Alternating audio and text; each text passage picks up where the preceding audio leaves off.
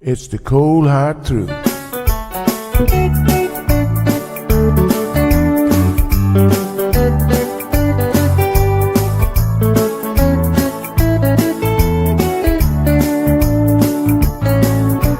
Everyone really want to know what's going on with her show. Just get on the air and you will know it's Sandra. The queen of the mile road is here, helping people from everywhere. Get on the phone and you will hear Sandra. Now she will tell you how it goes, but don't you ever step on her toes, 'cause you will hear the cold hard truth from Sandra. They say she's the hero in town, helping people from all around. You get a call, your money is found, it's Sandra.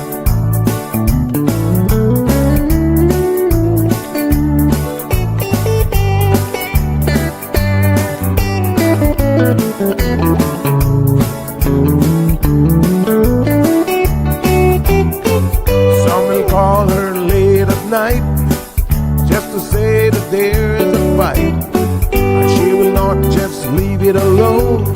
She'll get up and call on the phone, and when politics starts on her show, everyone really wants to know the way the things will really go with Sandra. And some will start to criticize, get on the show and tell pure lies, but someday we'll realize it's Sandra. And when they start to argue again, she'll pull the heads to the wind, and soon you will be a friend of Sandra. 'Cause every day everyone wanna hear from Sandra. 'Cause every day everyone wanna hear from Sandra. 'Cause every day everyone got to hear from Sandra. 'Cause every day everyone got to hear from Sandra.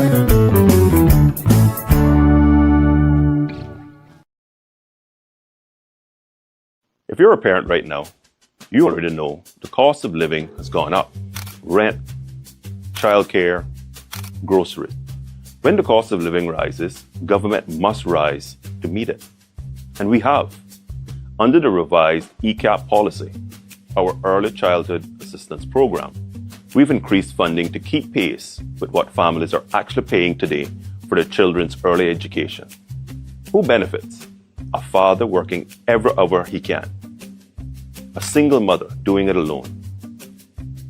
A grandparent raising grandchildren they love. Maybe that's you. Up to 235 Caymanian children will benefit directly, and I want every single one of them to have the start they deserve. That is why we are here. If you've applied before and been disappointed, I encourage you to try again. If you've never applied because you assumed you wouldn't qualify, now is the time to find out. And if the funding didn't feel like enough before, it should now. Is your child 3 years old and Caymanian? You may qualify. Visit us at moeapplications.gov.ky and apply for the 2026-2027 academic year.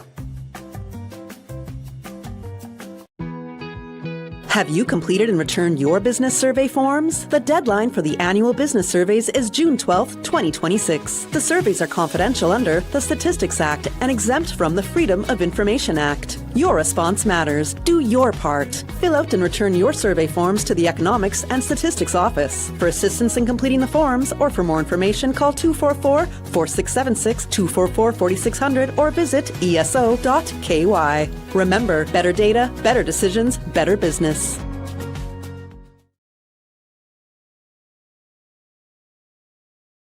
Hi everyone! Get ready for the Sir John A. Cumber Primary School PTA Annual Fun Fest happening Saturday, June 6th from 1 p.m. to 7 p.m. at the Sir John A. Cumber Primary School field. Enjoy face painting, bouncy houses, carnival games, horseback riding, and fireworks. Fun for the whole family, all for just $25, including entry and one meal. Tickets are available at the Sir John A. Cumber Primary School PTA office or online at ticketsplus.ky. Every ticket helps fund new playground equipment for our students. Don't miss it. We'll see you there.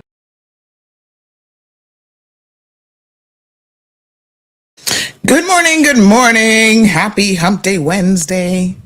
How is everybody doing this beautiful Wednesday morning? Everybody's good? I sure hope so, because you're living in paradise. Yeah, this is pretty good. I mean, not for nothing, but you got a lot of options that don't look as good as this. So I'm saying, let's be positive. We can make it better, but it's still pretty amazing. Lots of people literally dying to come.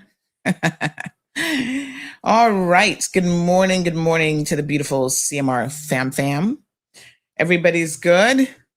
June 2017. This time, 9 years ago, CMR was not even a thought. Can you believe it? Oh my goodness. I got to tell you all the CMR story one day, because it is a wild story. And I always say, you're right where you're supposed to be. And so we got here 9 years later, an amazing journey. And we did it out of just a passion project. I've been in business a long time. And I can tell you that if anyone ever walked up to me and said, "Oh, I'm thinking about doing this," and da-da-da, I would have been like, no, honey child. Start with your business plan. Do this, do that. This is a business. That's not what I did. I wouldn't have been taking my own advice. Can you imagine?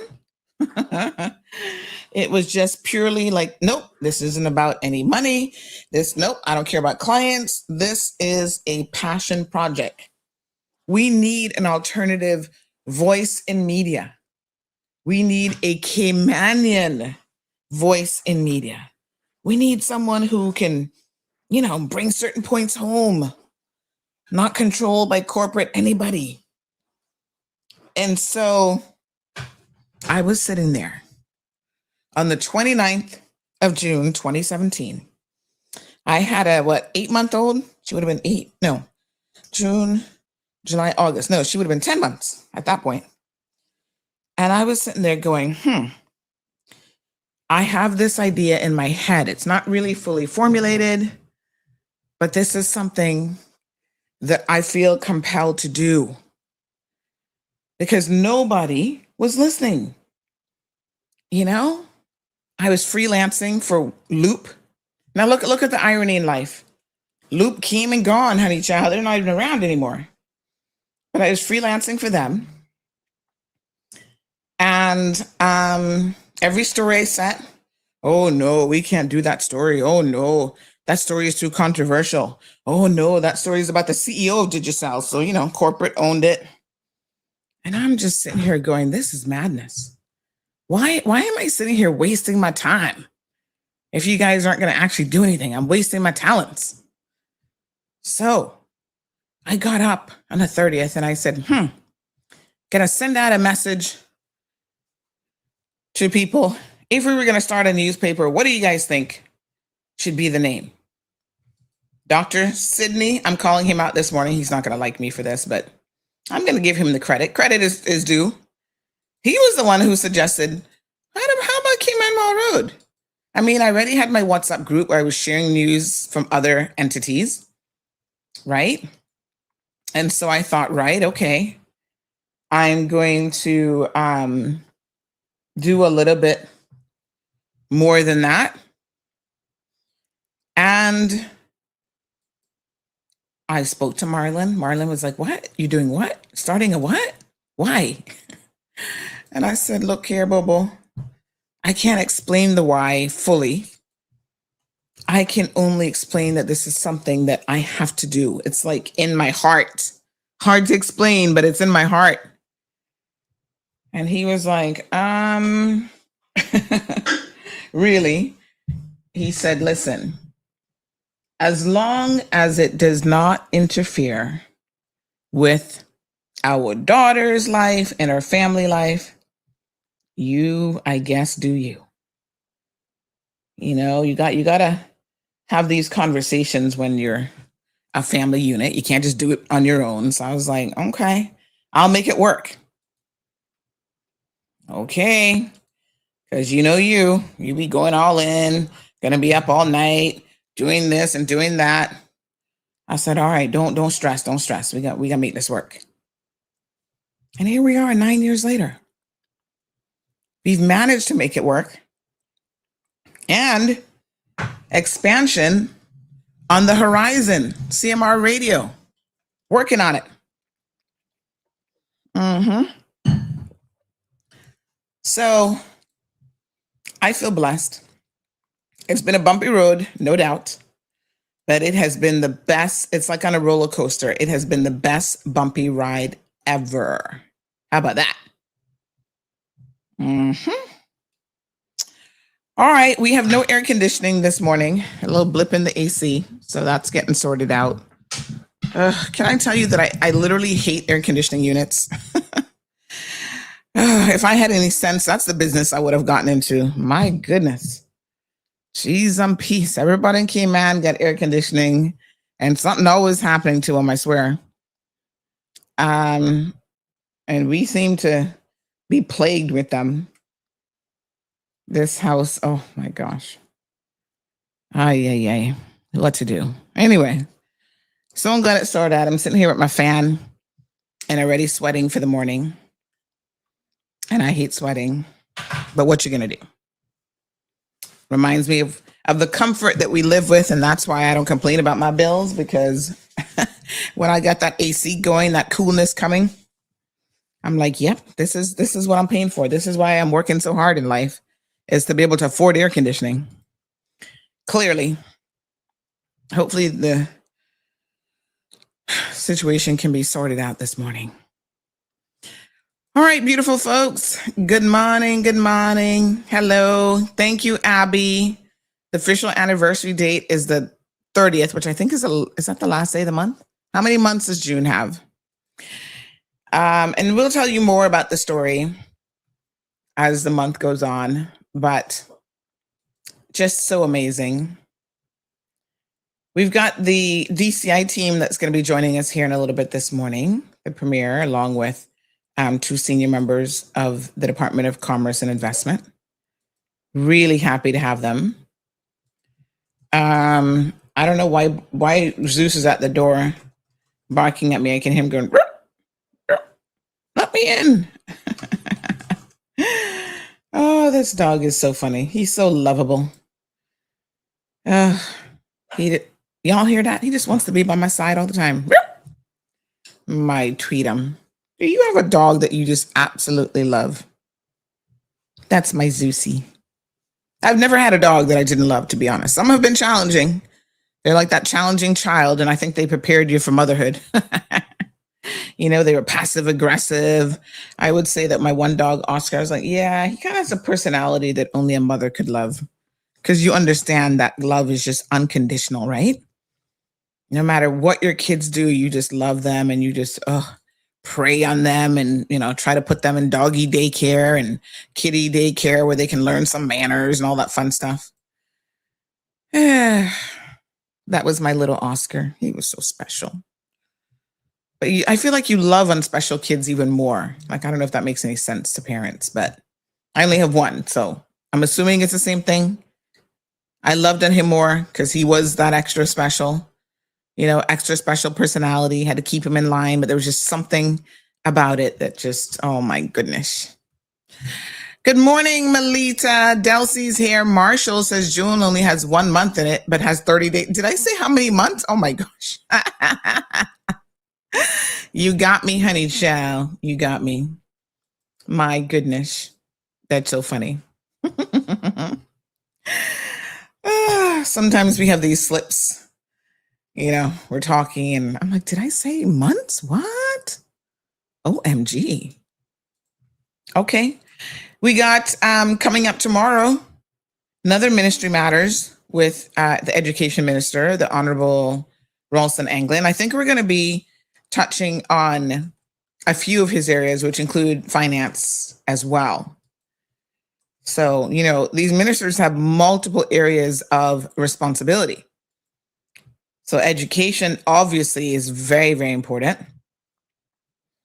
but so is finance. Hello. Look at the economy right now, honey child. You know what I'm talking about.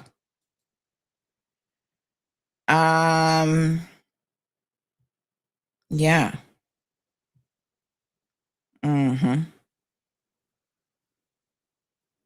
So,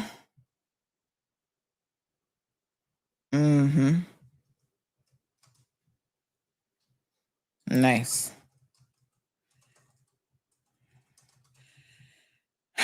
Everybody good? Now listen, today we're going to have a low-key show. I'm just warning y'all. Please do not call in with any madness, even after our guests have left the studio. Don't have any madness in the comment section because we got to relax this week. Y'all are stressing each other out, stressing me out. I'm just like, what is going on this week? There's something in the water. My goodness. Yesterday was crazy, right? Monday was crazy. Yesterday was crazy. I'm just like, no, sir. Sign of the times. Hot mess. And lots going on in the world around us. The US of A, always interesting. Oh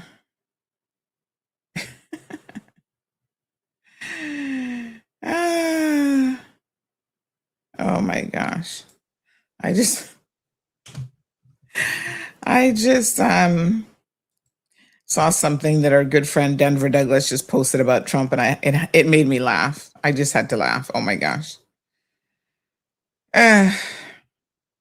Okay. Yes, sir. What a hot mess. You know who else is celebrating an anniversary at the moment?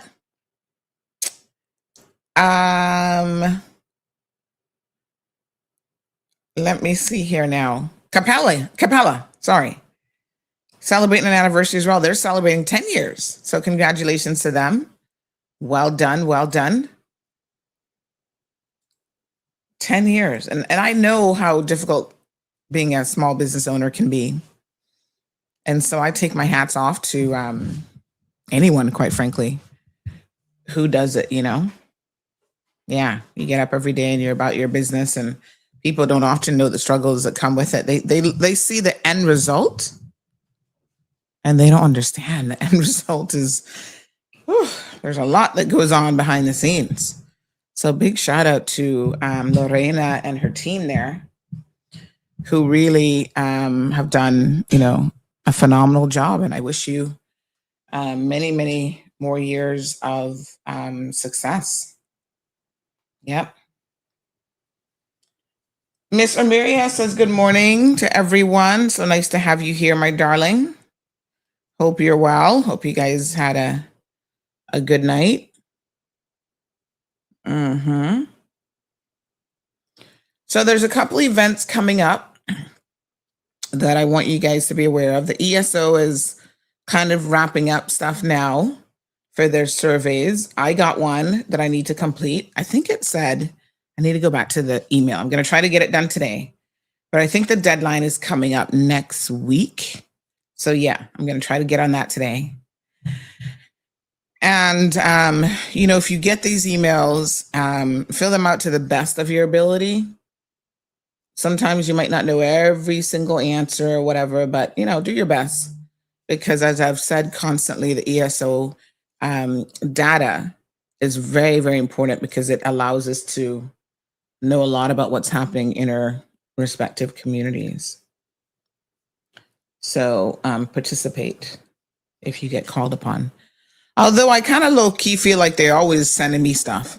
I'm just like, send it to another business. You know what I'm saying? Send it to somebody else. How did you get my email? I'm just kidding. Do your part. Do your part. DCI is here this morning, and so we're going to see how important information is that that is obtained. So make sure that you participate. That's very, very important. Hi everyone! Get ready for the Sir John A. Cumber Primary School PTA Annual Fun Fest happening Saturday, June 6th from 1 p.m. to 7 p.m. at the Sir John A. Cumber Primary School field. Enjoy face painting, bouncy houses, carnival games, horseback riding, and fireworks. Fun for the whole family, all for just $25, including entry and one meal. Tickets are available at the Sir John A. Cumber Primary School PTA office or online at ticketsplus.ky. Every ticket helps fund new playground equipment for our students. Don't miss it. We'll see you there. All right, folks, please support that event. That's this Saturday, and it's sure to be an amazing and wonderful time. And as we said when they were on the other day, if for some reason you're not able to go to the event, you can still go to Ticket Plus and just donate the $25. Our PTAs around the island really do a lot of amazing work. And so, I want them to be supported. Listen, I don't have a child that goes to Sir John A. Cumber, but that doesn't matter. I'm still going to give him a little donation. The setting, yeah. Is it like on 3 or what's it on? No. Okay, let's try that. Go out and support all of our PTAs and the ones that take the time to really organize events like this for the kids. It's so much fun. I need to get there early this time though, because I refuse to not get me some fish fry. I am about the fish and fritters. They were so good last time, but they were running out. Very popular. So we want to ensure that we support our local PTAs. Morning, Sir Robert. I see you there, honey child. I was just telling people this morning they must behave themselves. Miss Dean says they know the glory, but not the story, right? And they make all kind of assumptions about how you got there. I'm like, I'm going to tell y'all what my Aunt Lottie used to say. She had some good nuggets. Words of wisdom from Aunt Lottie. She used to say, look, yeah. She had a southern drawl when she spoke. She was born in Jamaica, but spent some time in Cayman and then went to the US as a teenager. So her accent was all kind of interesting. But she spoke very slowly. When I first met, I'm like, she Caymanian because she don't really sound like us. And my dad was like, yeah, she's half Caymanian. And she used to say a lot of things that, boy, at the time I'd be rolling my eyes like, ugh, what 9-year-old wants to hear this stuff? But reflecting now on all my years of adulthood, I could see she was a smart woman, although she had no, big time college degree. She actually went to cosmetology school, believe it or not. Yeah. She did that for a little bit. And then she worked in the family business. They had a dry cleaning business in downtown Tampa.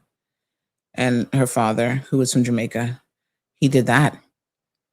But she used to say to me, never look at what somebody else has, Sandy, because you don't know how they got it. She said, don't you look at nobody. You look at the man in the mirror. Before the man in the mirror was a thing, that's kind of what she was saying. Don't look at anybody else. Focus on you and what you're trying to do. Because honestly, you don't know how they got what they got. She said, my dear, you can, they might steal it. They might whatever. So I think we're just waiting on the premiere. Yes. So I used to say, I said, she got a point there, because you really don't know. You can't look at people and make any kind of determination. And I hold on to that today. That's why I don't begrudge people, honey child, because I don't know how you got it. You might have been slaving into the night. That's one of my favorite quotes, right? By Longfellow. That's hard work. And not everybody wants to have, put in that kind of hard work. So that's totally on you. Yeah, everybody has choices to make in life about what their priorities are and what is important to them. So, yes.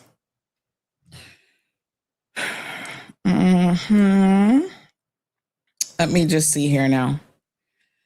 The heights of, how does the quote go again? The heights by great men reached and kept were never attained by sudden flight, but they, while their companions slept, were toiling upward in the night. Good morning, Miss Melita says, Auntie, say CMR can go from 0 to 100, right? What are you talking about, low-key day? Oh, you guys are so funny. Good morning, Rose Dal, darling. How are you? By the way, just a little quick note. You might see that sometimes we post things like funeral announcements. We do, there's one that we posted yesterday, a candlelight vigil. And so I know some of you are kind of wondering about that and how that works. So we don't listen, like I said, community first, right? Any opportunity that we get to give back to the community, we are more than, willing to do that. Right now, we're going to do a road safety program with, I think it's Rotary Sunrise. Hold on. Let me confirm which one, because there's more than one. And we're all in, they said, hey, would you guys support? Yep, we're all on board. Don't even have to ask twice. You barely have to ask, because we know exactly how important that is. Oh my gosh, of course. Right? So we're on board with that. And if you need any of your announcements done, feel free to reach out. We don't have any problems with it. And in fact, we even, this one is for Mr. Michael Reed, condolences to his family.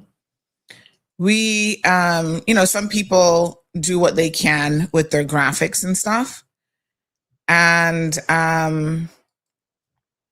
we will help you. That's no skin off my back whatsoever. So send it through, and we'll fix it up for you. All right. So we did one yesterday, and they sent us the graphics. I said, no, man, we can help you with the graphics. We can do better than that. And so we fixed it up for him and then posted it up. Not a problem. Just reach out. You can reach out via WhatsApp, email, and we'll put it together for you. Funeral announcements, candlelight vigil, anything like that. We're happy to help the community. And I think the day before we'd also done another one as well. When we get CMR radio, we'll fix it up too, where we can do those types of announcements on air. Okay. So, yep. Little by little, we're getting there. Yesterday was Cousin Mousie's birthday. Hello, happy birthday to her.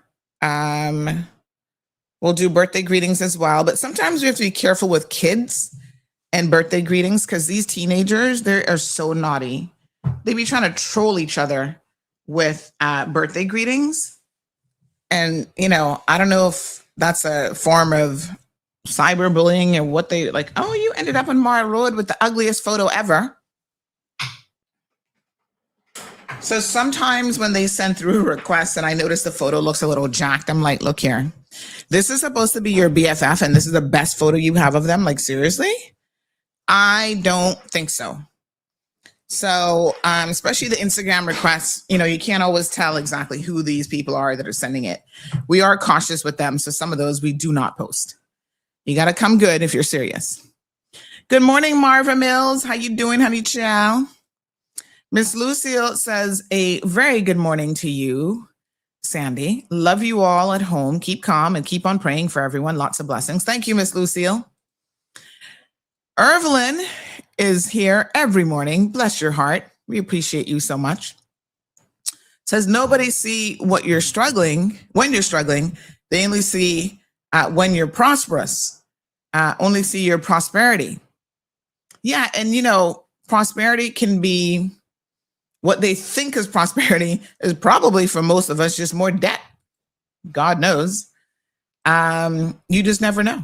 You can't look at somebody and tell just by looking at them what their financial situation is. Not even accountants can do that because they're like, let's see the statements. Let's see what's coming, what's going. Let's analyze it.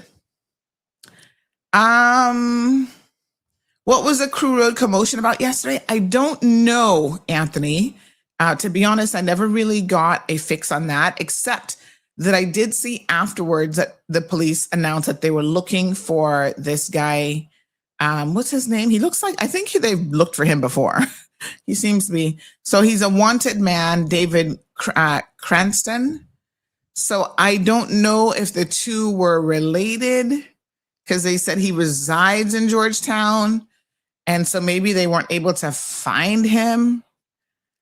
But anyway, he's wanted, 47 years old, described as 5'10", light brown skin with low cut hair, breach of bail.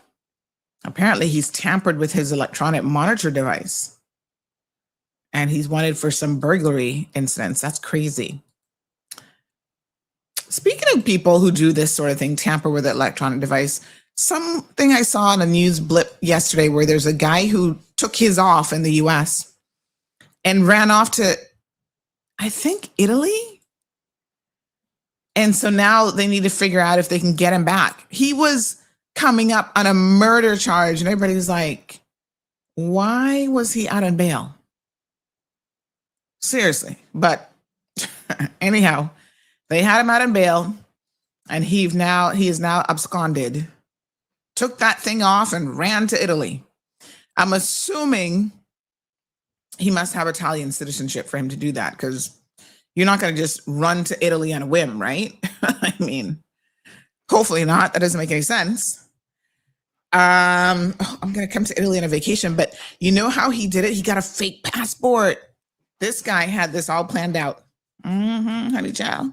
Got himself a fake passport and everything. And I thought, wow, he was desperate to get away. That's when you know that he did it. Guilty as charged, Your Honor. So, yes, the Popo were out and about.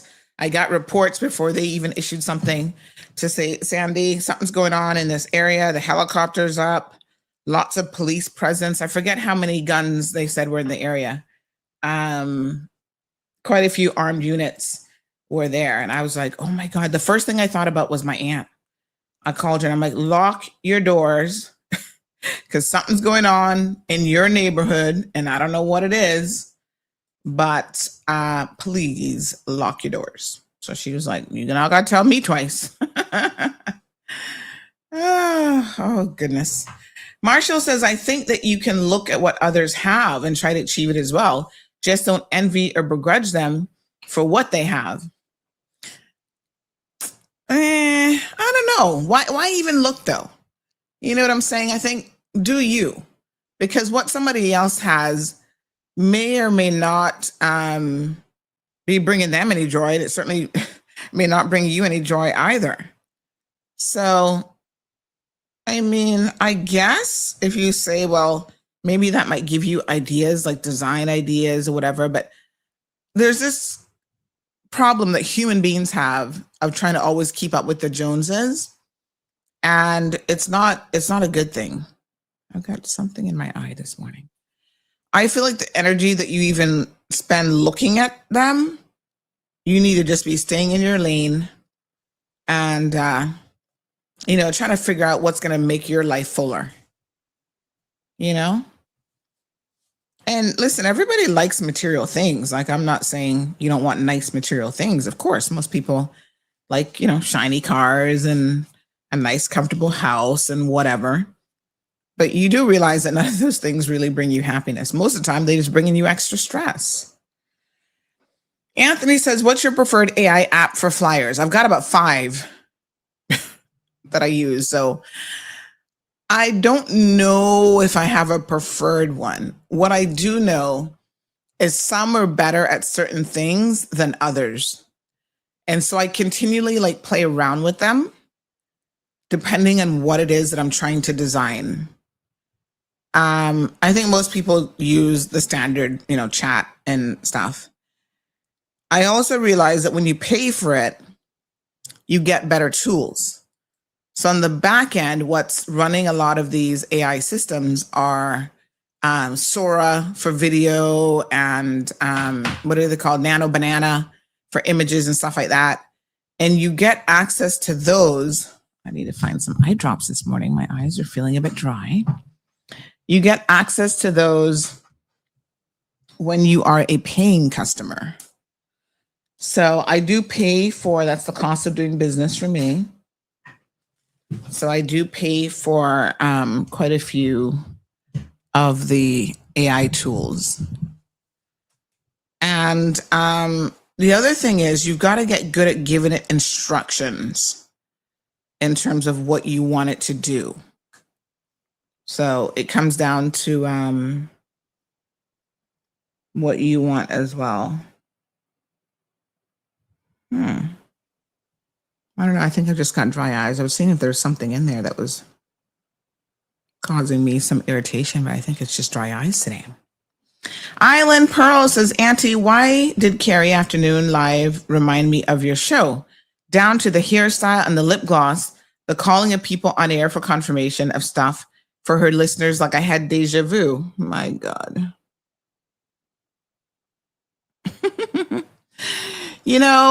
I don't watch her show. So I really don't even want to speak on it. But what I would say is they often say that flattery is the imitation is the sincerest form of flattery. That's all I can tell you. Oh my goodness. She's trying a thing. And what is with me in this eye drop this morning? This is so not going in my eye. I've missed practically every single one. What I would love for her to emulate, Island Pearl, if she's trying a thing, trying to be me, try the honesty angle. Aunties, on this platform, we're honest. So what you do, and by the way, who was she calling? Did people actually answer her phone call? Did she call any government ministers? Who did she call? But try being honest, because that's what CMR is all about. Take that on, emulate honesty, because that would be amazing. And then beyond that, I'm just going to wish her the best of luck possible. I get it all the time. People say, oh, she's doing this to try and copy you. She says this like how you say it. I'm like, well, not the first time that somebody has tried to copy Auntie. And all I can say is bless your little heart. Go on through, honey child. I'm not really flattered in this situation, but most of the time I'm flattered. So what can you do? Once again, I ain't got no time to be looking at that situation and hot mess over there. I'm just focused on us over here and the amazing platform that we have. And I think it's good that people want to. That means that in 9 years, clearly, we have gotten something right. Yeah? If other people are trying to copy us, that's, hey, level up, level up. Plain and straight, beautiful morning to you, honey child. Danny says, good morning. Danielle. My apologies. I was like, Danielle. Is that how you spell your name, Danielle? That's such an unusual spelling. Danyell. That's different. Abby says, chat GPT all the way, Bobo. David been wanted from we were teenagers, always been in trouble. Aw. I don't really know him, but how sad is that? What a hot mess. I mean, gosh. Is there any hope for someone like that to get their life together? We believe in eternally, there's always hope, right? All right, we're waiting still on our final guest to arrive, and then we're going to get started. Mr. Richard says, good morning to everyone. I've had my walk in Round Rock, Texas with CMR. Have a beautiful day. How far do you normally walk, Richard? Are you aiming for a certain amount of steps per day? I've been trying to increase my steps, but I got to tell you, when I travel, I do good. I get in my steps because we're walking all over the place. At home, it becomes a bit more challenging. I definitely have to be more intentional about it. And I think what you do, whereas you have a routine, every morning you get up and you like, okay, turn on CMR and start walking.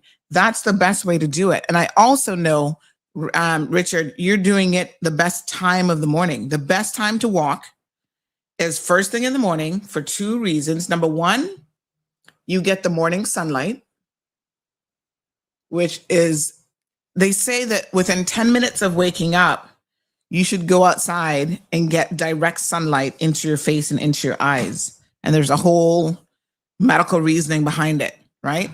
For about 15, 20 minutes. I'm like, geez, I can't do that. I should try, but that's a little bit challenging. And then also walking first thing in the morning before you have anything to eat, walking in an empty stomach helps you get into that, what's it called? Autophagy or whatever, where you start to burn the fat. And so walking in an empty stomach is the best time to do it. And normally, you've had 6 to 8, 9 hours of sleep at night. Your stomach is pretty empty. And so then that's the best time to go for a walk as well. So I feel like, Richard, you're doing it right. Amazing. They caught him in Italy, but he's fighting extradition. Did he have Italian citizenship? Because some countries, you see, he probably thought he was smart, because some countries will not expedite you if you are facing a potential death sentence. Let me turn on my other light.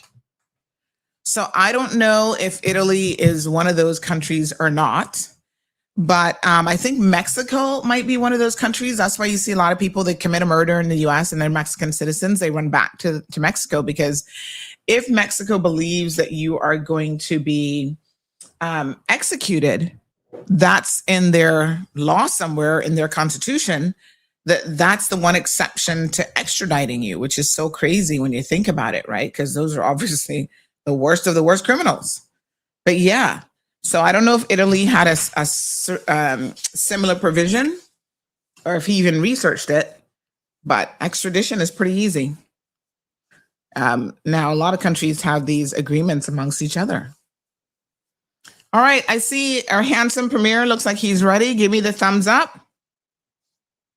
Yay. Okay. We're going to switch gears, Class A. El Clase, you guys need to pay attention now. Thank you, Strong Wilt. Happy Tuesday. Happy Wednesday. Johan is here. Hopefully behaving himself. Abby, you guys are so crazy. Everybody talking about I must free up Johan. All righty. Listen up, class. We have the privilege, the honor to say this morning, we're having another, and I mean, this is just amazing, Ministry Matters segment. I've been waiting on these guys for a long time because I have so many questions for them. Welcome back to another edition of Ministry Matters right here in Cayman Mall Road and CMR TV. Don't forget, CMRTV.com. I'm your host, Auntie Sandy. Ministry Matters was created to provide the people of the Cayman Islands with direct access to the ministers and senior officials responsible for the decisions, policies, programs, and initiatives that impact our everyday lives. It is a platform built on transparency, accountability, and public education. The concept is very simple. Government ministers come on the program to speak directly to the public, explain what's happening within their respective ministries, answer questions, discuss challenges, highlight achievements, and yes, willingly sit in the hot seat. My apologies. These conversations give the public an opportunity to hear firsthand from those entrusted with leading our country's most important portfolios. This morning, we turn our attention to the Ministry of Financial Services and Commerce and several initiatives that directly affect Caymanian business owners, businesses, entrepreneurs, and the wider business community. Joining us this morning, we have in the studio the Honorable Andre Ebanks, Premier and Minister of Financial Services and Commerce. Also joining us are Ms. Claudia Brady, Acting Director for the Department of Commerce and Investment. Although I feel like she's no longer acting, I feel like she is the director. We're going to confirm that here in a second. And Mitzi Watson-Jervis, who is the Deputy Director of DCI. Am I correct this morning in saying that you actually have the permanent position now? I do believe so. Now, for some reason, you're muted. So just have your team unmute you there on the computer, I think, maybe. And yeah, then we should be good to go. So somebody in the studio hit that unmute button for me, please. All right. In the meantime, while they're working on that, we got Blissful British here. Says, good morning, Sandy and Cayman peeps. Good morning, ma'am. Also calling for freedom for Johan. Ooh, y'all trying to put Auntie under pressure. Strong Wilt says it's time to free him up. The man not even been in CMR jail for a month yet. Y'all are so soft. I think I might realize the issue here. Softies. But y'all going hard for Johan. I like it though. Johan, that means that you still have a lot of love out here for you. All right. YouTuber, good morning. Any luck with that button? Somebody has muted you. I don't know who. But unfortunately, I can't unmute you once you've muted yourself. So somebody there in the studio has hit that mute button, so they gotta figure it out. The video, welcome to you here. There we go. Ta-da! Testing. Yes, we can hear you loud and clear now. Good morning, Sandra. Good morning, Caymanians here and overseas, and good morning to the wider Cayman. Yes, good morning. Good morning. How are you? Well, we are taking, not we, I won't throw the civil servants under the bus. I am taking issue with your opening of Ministry Matters about transparency, because what the country should know, that when the Austin flight was taken off, the inaugural flight between here and Austin, yes, when we were on that flight, I was on a different flight for travel. Yes. CFPTF in Trinidad, New York. I make my way over to say good morning to Sandra. Around my flight to Miami. Address her and say good morning. Ask her about a pickleball game, and she dodged the question. No, I was in work mode. You kind of caught me, There is the transparency and accountability in I know, but I'm ready. I am good, sir. I am ready for you. Believe me. And you know what, as well, I actually thought that morning that you were joining us to go on the Austin trips. I thought, I'd have plenty of time to talk to him later on, not realizing when I turned around, I was like, where did the premier go? He's not here. I greet you with open arms. Nothing. You just the camera, your big stick camera thing, and just like me. Oh my goodness. Yeah, we were hard at work that day. It was actually quite a long day. Because I had to get up super early. You know, those morning flights, you got to get up like 5:30 or no, before that really, because I had to be at the airport at 5. So 4:45. But it was such an amazing trip. And I must say that, I want to do a big shout out to the deputy premier and what tourism has been doing, because the numbers are rocking. They are solid. And, once again, I think I said this yesterday, the day before, proving that all the fear mongering that we had around the cruise port, Turns out that really wasn't the case. The people that spend the most money are stayover tourists, and they are coming in really solid numbers. So hopefully we'll have him joining us in the program soon, because I think we need to go over this. But good morning to all of you here on CMR, and we appreciate you coming on. And yes, it is all about transparency. Greg says that your mic is coming in a little bit hot, and I did notice it as well. So perhaps, again, whoever's in the studio there can turn down the Premier's mic just a little bit. Sounds like it's over modulating. So we want him to sound as wonderful as possible. So we're going to get into it, because we got a lot of ground to cover this morning. And DCI, ladies, first of all, thank you so much for coming on the program. You guys have a really, really important job. I think so many people interact with your department. So many of us, including myself, constantly having to renew licenses, and I get the emails, and sometimes I forget, if I don't put up my diary right away about renewals. But you guys have a pretty well organized system. But there are some important changes that have occurred recently as well.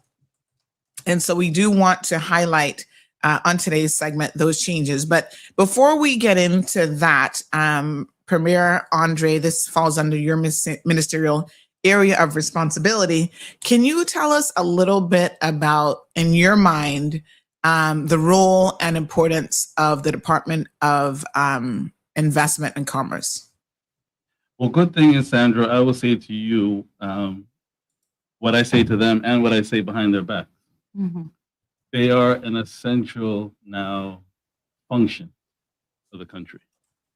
So the Ministry of Financial Services and Commerce.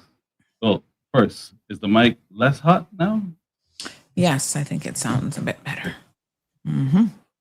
Ministry of Financial Services and Commerce, they're a department that it sits within the ministry. Their role is to register local businesses versus largely businesses that do their business, that are registered or regulated from Cayman, but do their business outside of Cayman. They register and regulate businesses within the Cayman Islands to a large extent. There are a few exceptions we go over, but that's mainly their role. That is now the primary interface for those who are operating local business here in Cayman. So their role is hugely important to the folks who register their businesses, and then hugely important to enforce where someone may believe in their mind they have a business, but it is not registered, and therefore there needs to be some level of enforcement, or you do have a business but somehow have fallen outside of compliance.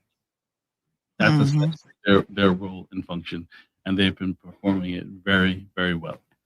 The other thing that I would say is that they do then, by that nature, have subunits and teams within the department that look at registration. They then also serve as a secretariat for the Trade and Business License Board and also the Special Economic Zone Authority. So I think that they've been doing an excellent job, and part of the reason that we're here is that we've come across a couple of innovations to help business. One that that I've been trying to champion since last term that has now come over the line in terms of multi-year licenses. And then secondly, to really ingrain and entrench the micro and small business program that has been running for several years, but it's now given a level of permanency. Yes. So we're going to get into this because I am very, very excited about the multi-year license, only because that means I have to remember one less thing every year. Wow. But we're gonna go through. Let's get right to it. But you did ask a question. I heard you in the monologue about who's in which post and is it regular? Yes. Let's confirm. Fantastic officers introduce themselves to the public, because I told you about 2 weeks ago that promises made, promises kept. I'll be right back here with DCI in the first time in CMR history. Is that correct? That's right. Absolutely. I'm excited to have these beautiful ladies with us. And also, let me say this, one of the topics that we're going to be covering probably early next week, now that we're looking at our schedule, is about women in the workforce and women in leadership positions. So I am always very, very pleased and tickled pink to actually see when we have chief officers that are women, when we have, deputy chief officers that are women, because, Miss Marla Dukran at the Women in Energy Conference at CUC hosts annually just a few weeks ago says that women are, academically doing better than men, earning the degrees, doing all this stuff. And still we lag in the workplace. We're lagging in promotions. We're lagging in pay and so on. So I know, of course, the Cayman Islands government does not pay, I hope, women any less than they would their male counterparts for the same work.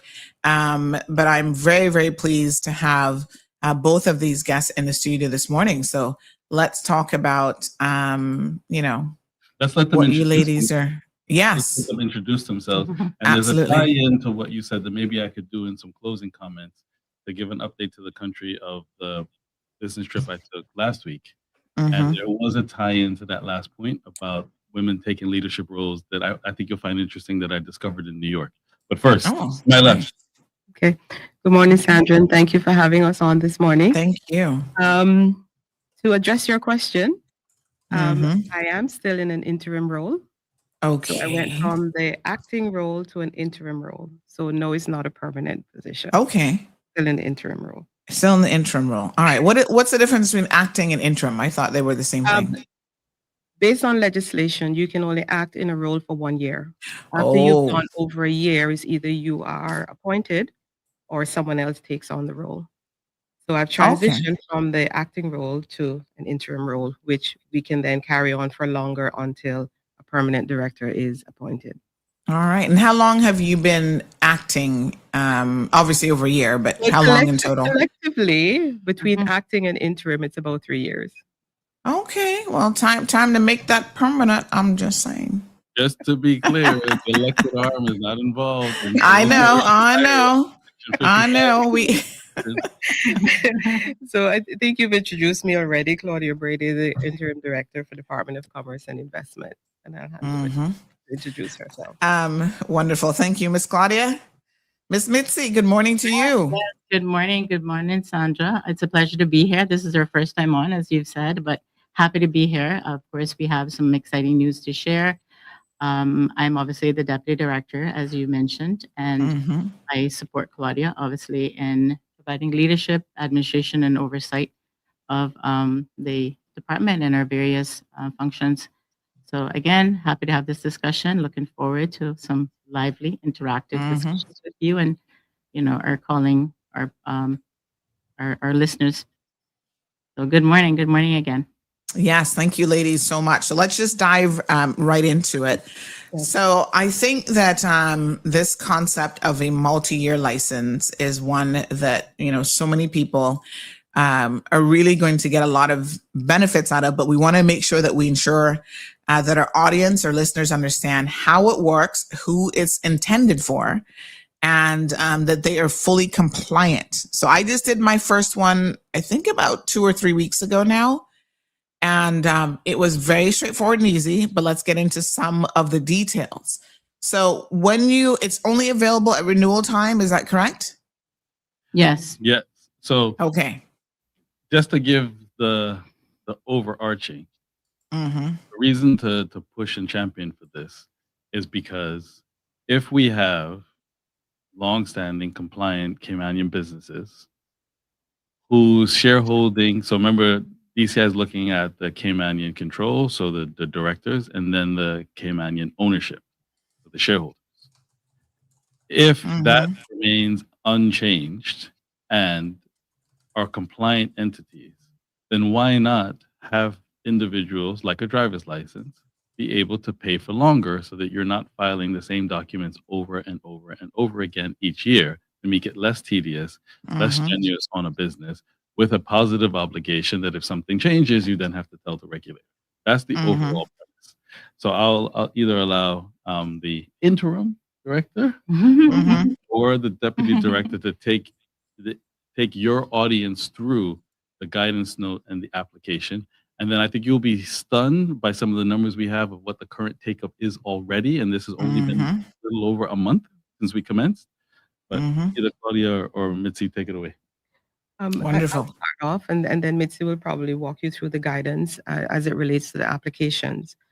The premise behind why we decided to go down this road of having multi-year licenses are, different reasons. Between when I joined DCI in 2016, we had a total of about 7,000 licenses we were responsible for. In 2026, we are past 12,000. Of course, staffing does not change, and there's more of a responsibility. So the way DCI works is that we become very creative and innovative in what we do to make the customer experience a lot more pleasant. That is our goal. However, if we kept on with the one-year licenses, we will never keep up.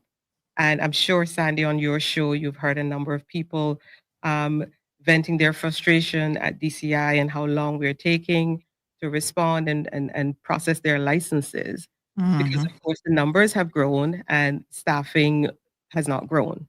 So we had to be innovative in how we're going to address this. Right. The other aspect of this is allowing the businesses to be able to make plans long-term. So if you have a multi-year license, your long-term planning, if you are going to get financial assistance from a financial institution, they like to see more of a long-term setup where they can give you a plan for 2 years, 3 years, or 5 years, depending on how long you have your license issued for.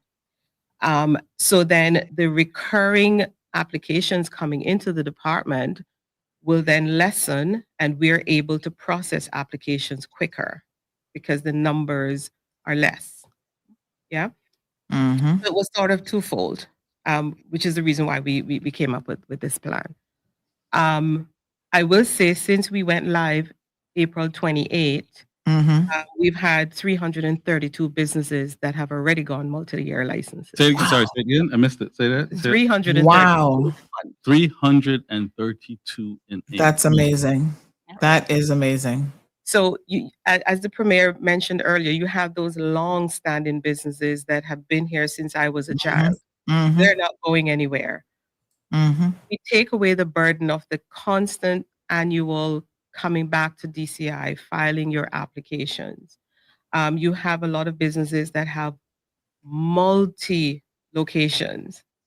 Each license expires at a different time in the year. People are concerned about growing their business and putting their energy and effort into their business becoming better, not wanting to continuously think every year, which license do I now have to go renew? So if they're able to, sync all of their licenses to be issued at one time, expire at the same time, then they can just come in one particular year and relicense everything at once. I was sharing with the Premier yesterday that over the weekend, I spoke with a small business owner who has a salon. And I mentioned to her, have you gotten your multi-year license? And she's like, no, I didn't know anything about that. What is that about?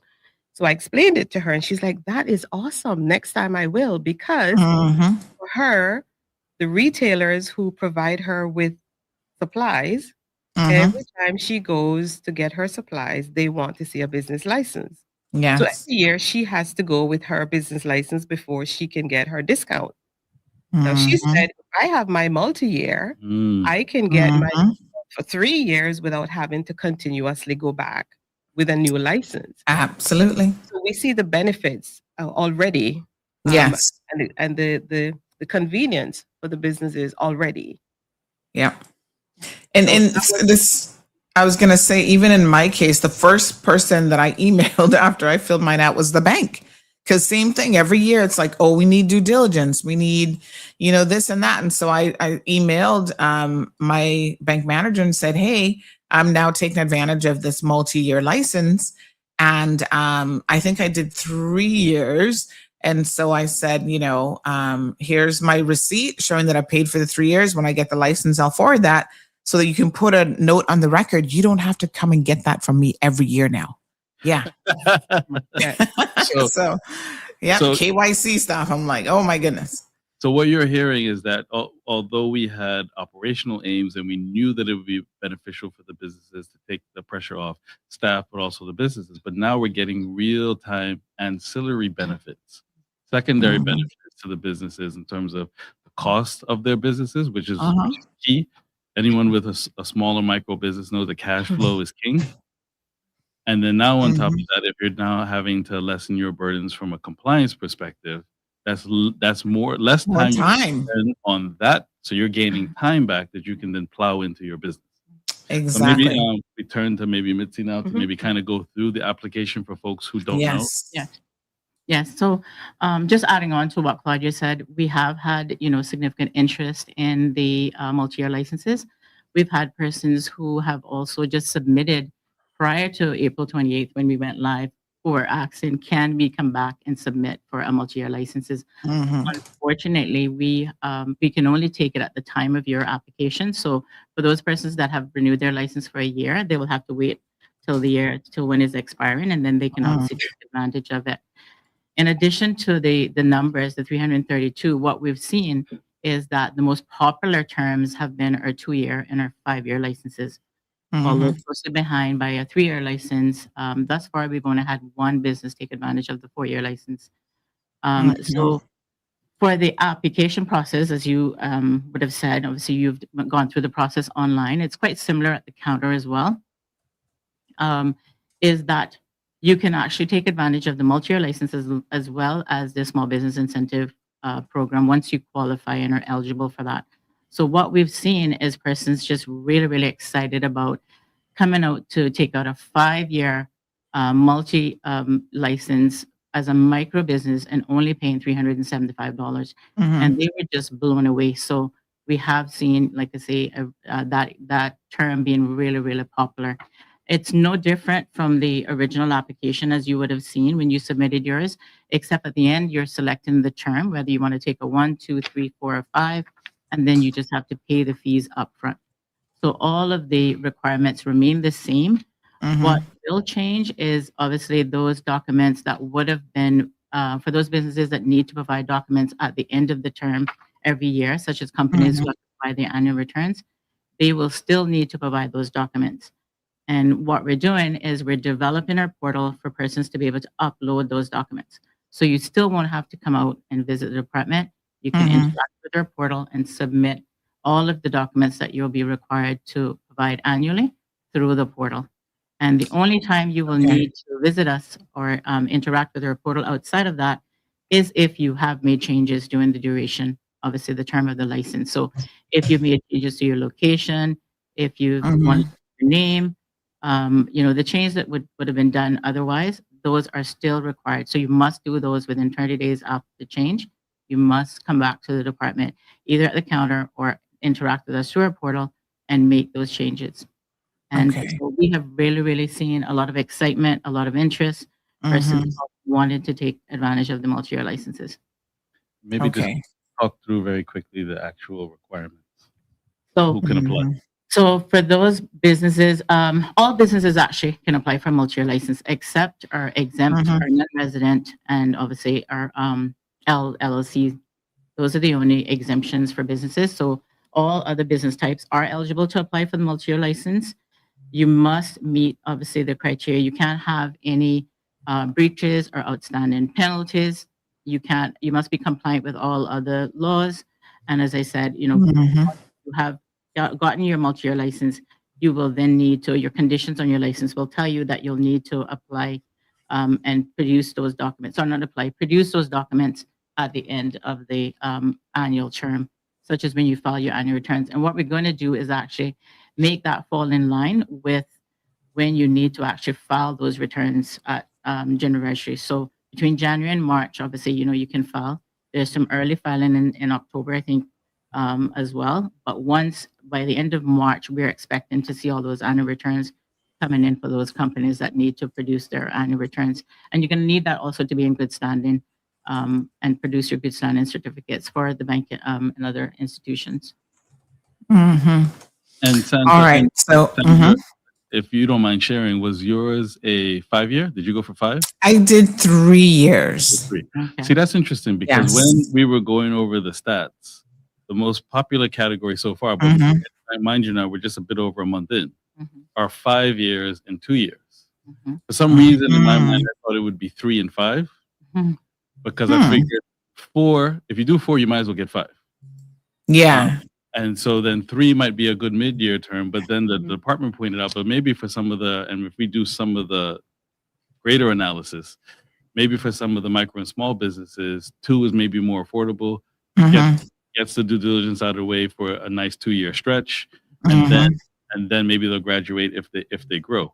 But the key point is that it's up to 5 years. Right. So you don't have to be, if the most popular one is 2 or 3, you could do 4. C4. Yes. So it's up to 5 years. Right.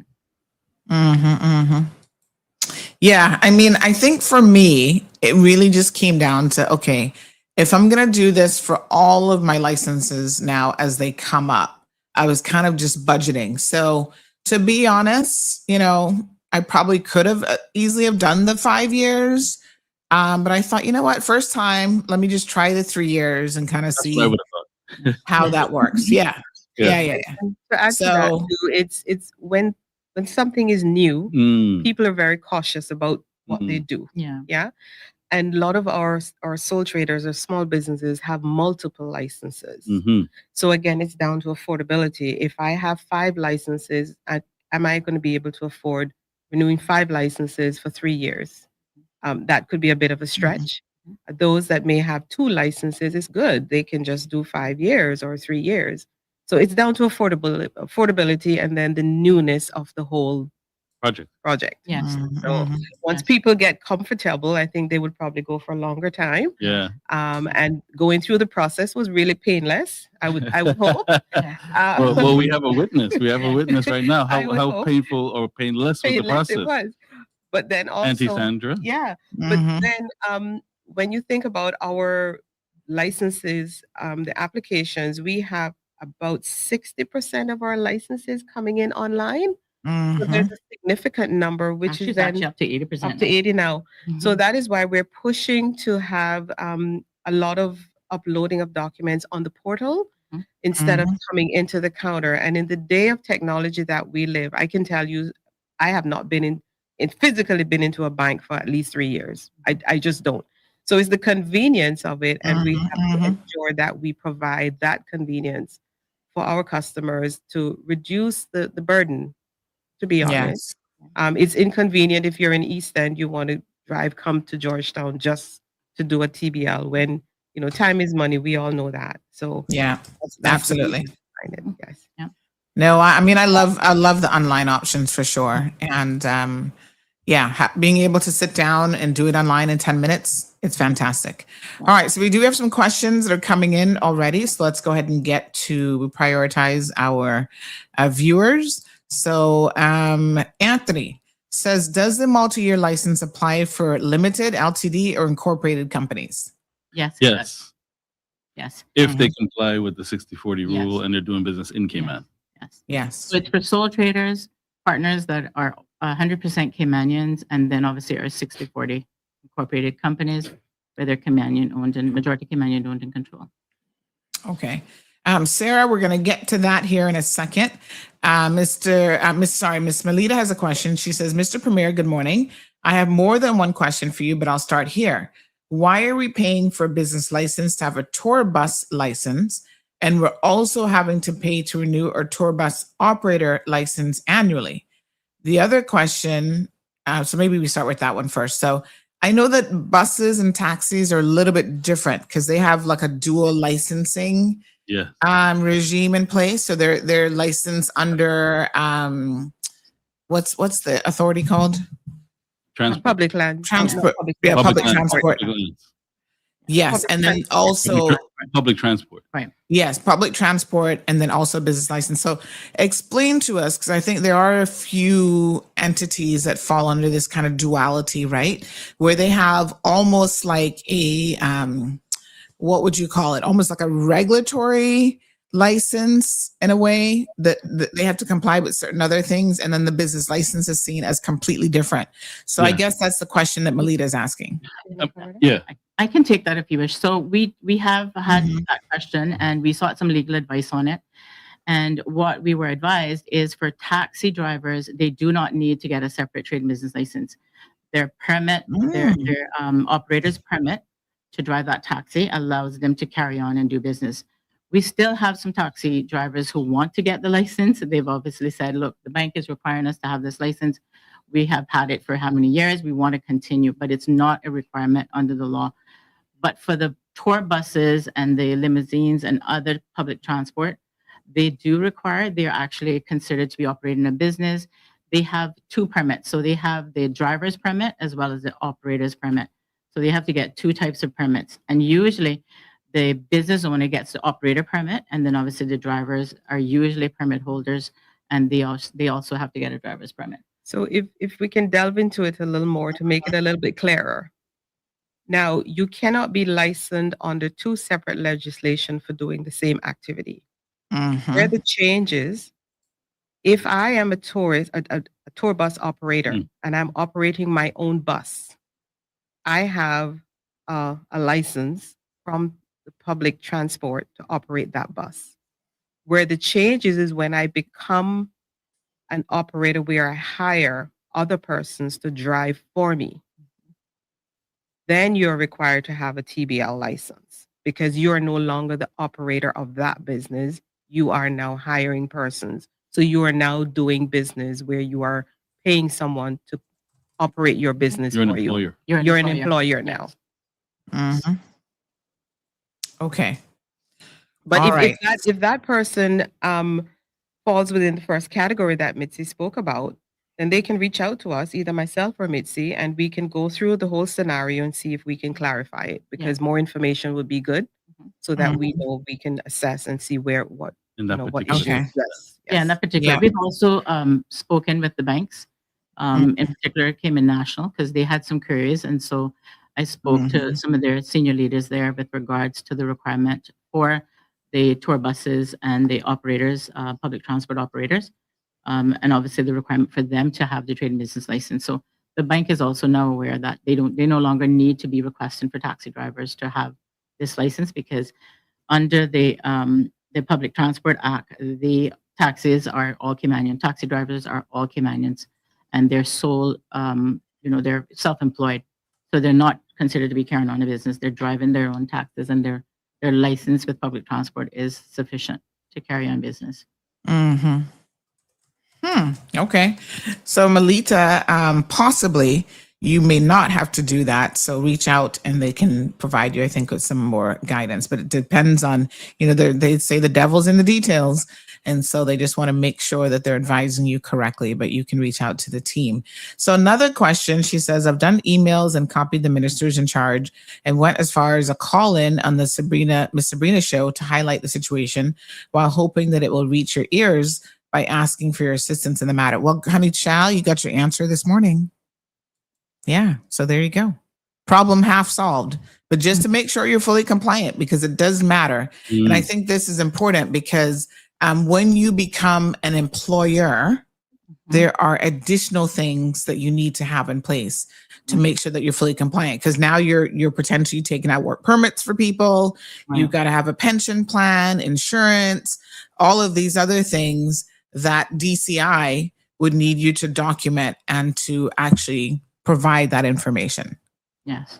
Yes. Okay. Which in Wonderful. a sense is a good thing. It shows that you've grown. Right. You're of a particular size, and then you have to take on these additional obligations, which protects you as a business and also those who you employ. Okay.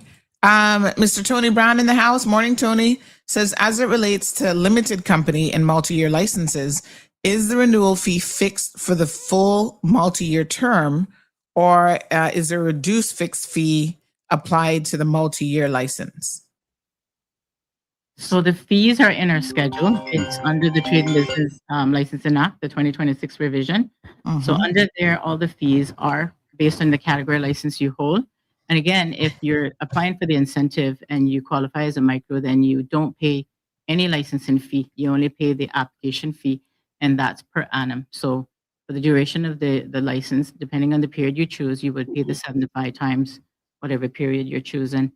And then obviously for the small business, it depends on your location and the size. Obviously, you can employ up to 12 employees, earn no more than $750,000.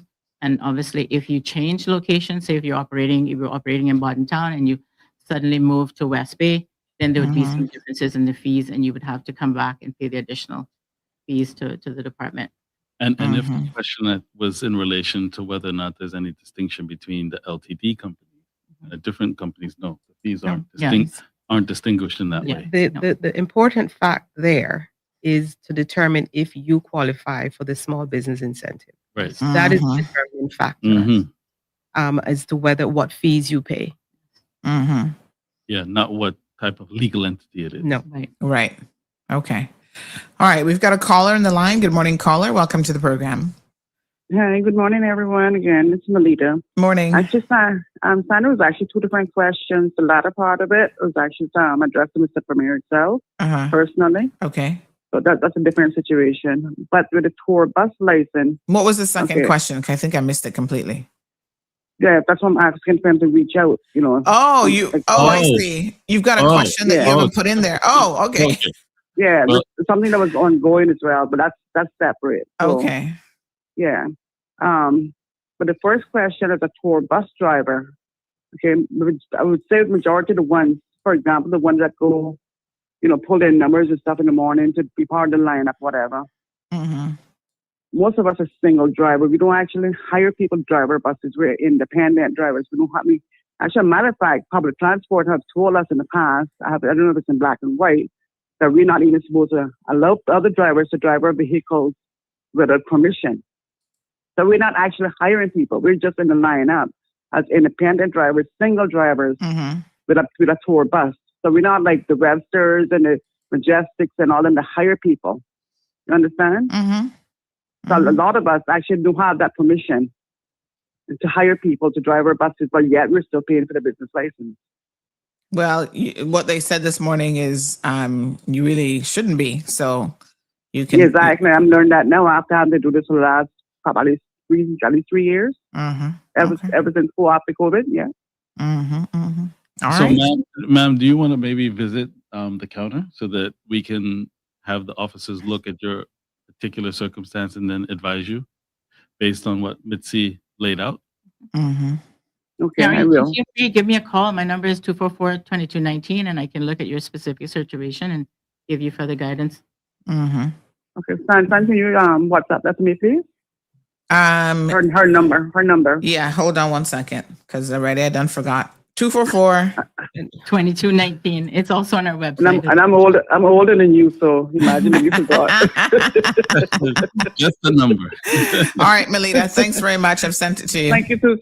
Thank you so much, Mr. Premier, and have a good day. Have a good day, everyone. Thank you. God bless. All right, the phone lines are open 936-2626. So if we kind of, yes. Went through multi-year licenses, do you want to pivot, since it was almost segued there, to the micro and small business program to get that information out? Yes. That's a separate, it's tied to this. It has a link, but it's a separate program. Yes. So maybe, and before we move on to that, let me just say that, you know, you can find all of the licensing fees. So the trade and business licensing fees, there's a schedule fees online. You can find those on the website if you need that. Everything seems to be updated there. And then also they have the, there's another fee area here. Hold on 1 second. So we've got the TBL fees and then the current schedule of fees as well. So two different links, but both of those are readily available on the website. So have a look. To this department's horn, the website is fantastic. Oh, thank you. Yeah, I'm going to make one constructive comment about the website. Okay. Ladies, we need some new photos of you guys. They have your head cut off. I'm like, what kind of photo is this? Thanks for that feedback. We appreciate the cosmetic comment. Yes. Last night I was trying to find photos for today's show, and I'm thinking, ooh, these are not very flattering. Many of So us who don't particularly like pictures, what we really I want know. to know is the information to get to us. Which is what I was referring to in terms of yeah. But you got a whole section about our team, and all the team photos. All the team photos got you. Although Miss Claudia, I must say yours is one of the better ones for sure. Okay. So I think you're good. But poor Miss Mitzi, they have half your head cut off. Oh my God.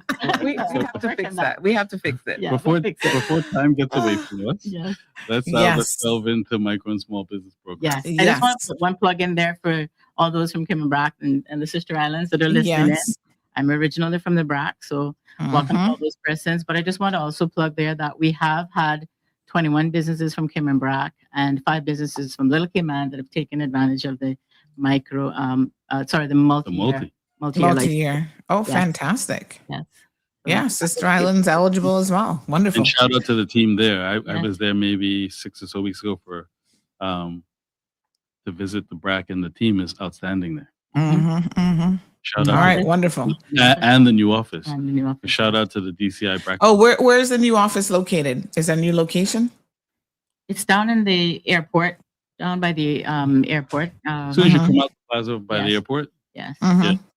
And if you note there too as well, for the BRAC, we have always had one team member in the BRAC. We have now grown to 2 team members in the BRAC. Yes. So DCI has 2 team members, one from the regulatory side, the compliance side, and one from the business licensing side. So there is more support there. Yes. Fantastic. Strong team. All right. So the small business.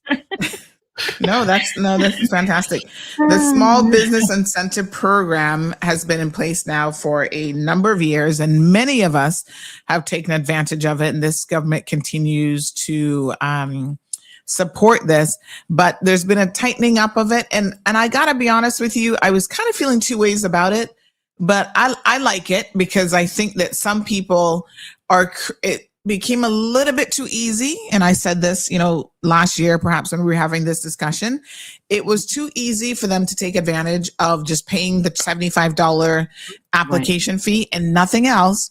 Right. And then there was this roll-on effect of these not being legitimate businesses. And then they take out these work permits when they have no work for people. So I like that now, if you want to qualify, you've got to prove certain things. Yeah. So let's walk through it. Let's unpack it. It's a good point. The whole intention, because the program was one over the years that was not permanent. It had to be renewed yearly by cabinet. Now it has become a permanent offer. Okay. So businesses don't have to think, am I going to get this incentive next year? Right. We now know in law, it is there. We don't have to worry about that anymore. Wonderful. The whole premise behind our department as well is to provide that fairness across the board. And what we have seen over the years, not everyone is honest. Some persons, because there was a requirement for the incentive program, persons were taking the incentive program that they may not have qualified for. It would not be fair for a small business starting up which needs that incentive program to be competing with a business that don't need it. So that was the real reasoning behind starting to enforce the requirements. Yes. I know persons were a bit taken aback to start with and, didn't want to provide certain things. But I will assure everyone that we are compelled by our data protection laws. And whatever information you provide to us, we have a requirement to abide by that law and not, expose your information.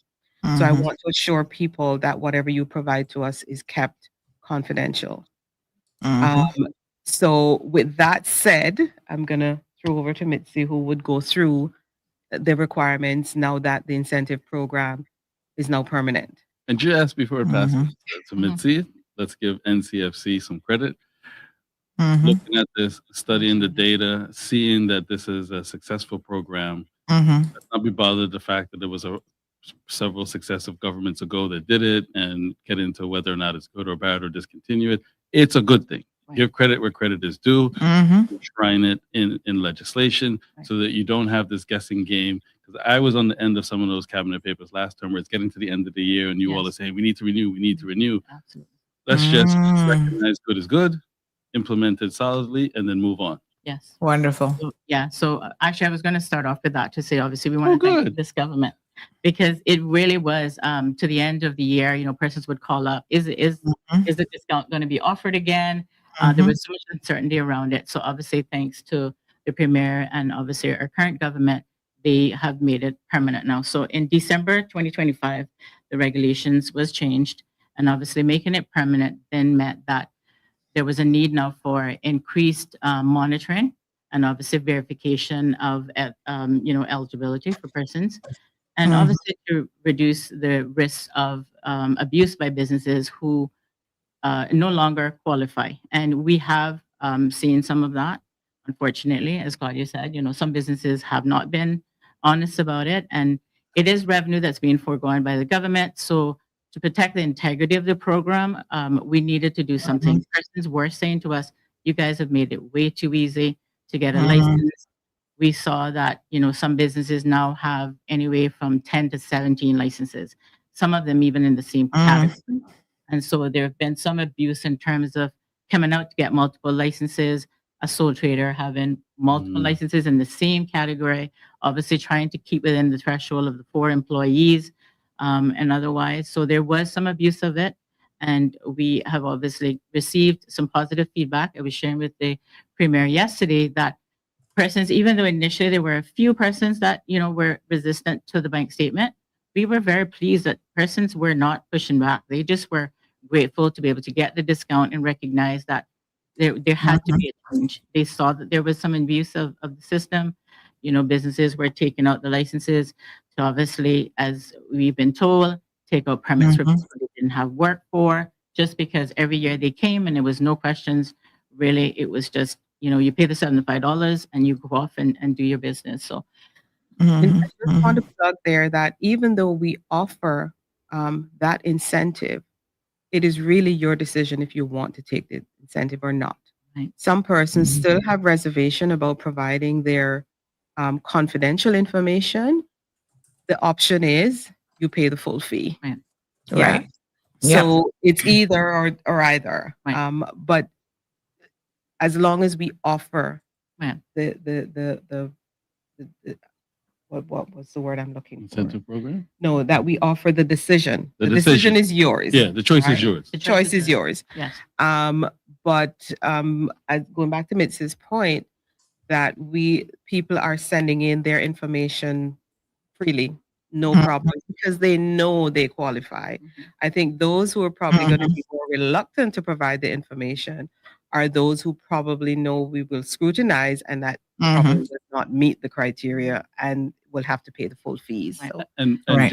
just to maybe just take one step back, because this conversation is addressing it to folks who are largely in the know and may wanted to understand this slight shift by government. Right. But just take one step back. If there's a listener out there who's interested in starting a micro business, interested in starting a small business, start there. What are the qualifications to be a micro small business to fit in the program in the first place? So we don't miss that segment of the audience in case someone's listening. Okay. No problem. So for a micro business, to qualify, you have to not employ any more than 4 persons and can't exceed a gross revenue of $250,000 for the year. For the small business, it is up to 12 employees and not exceeding $750,000 for the year.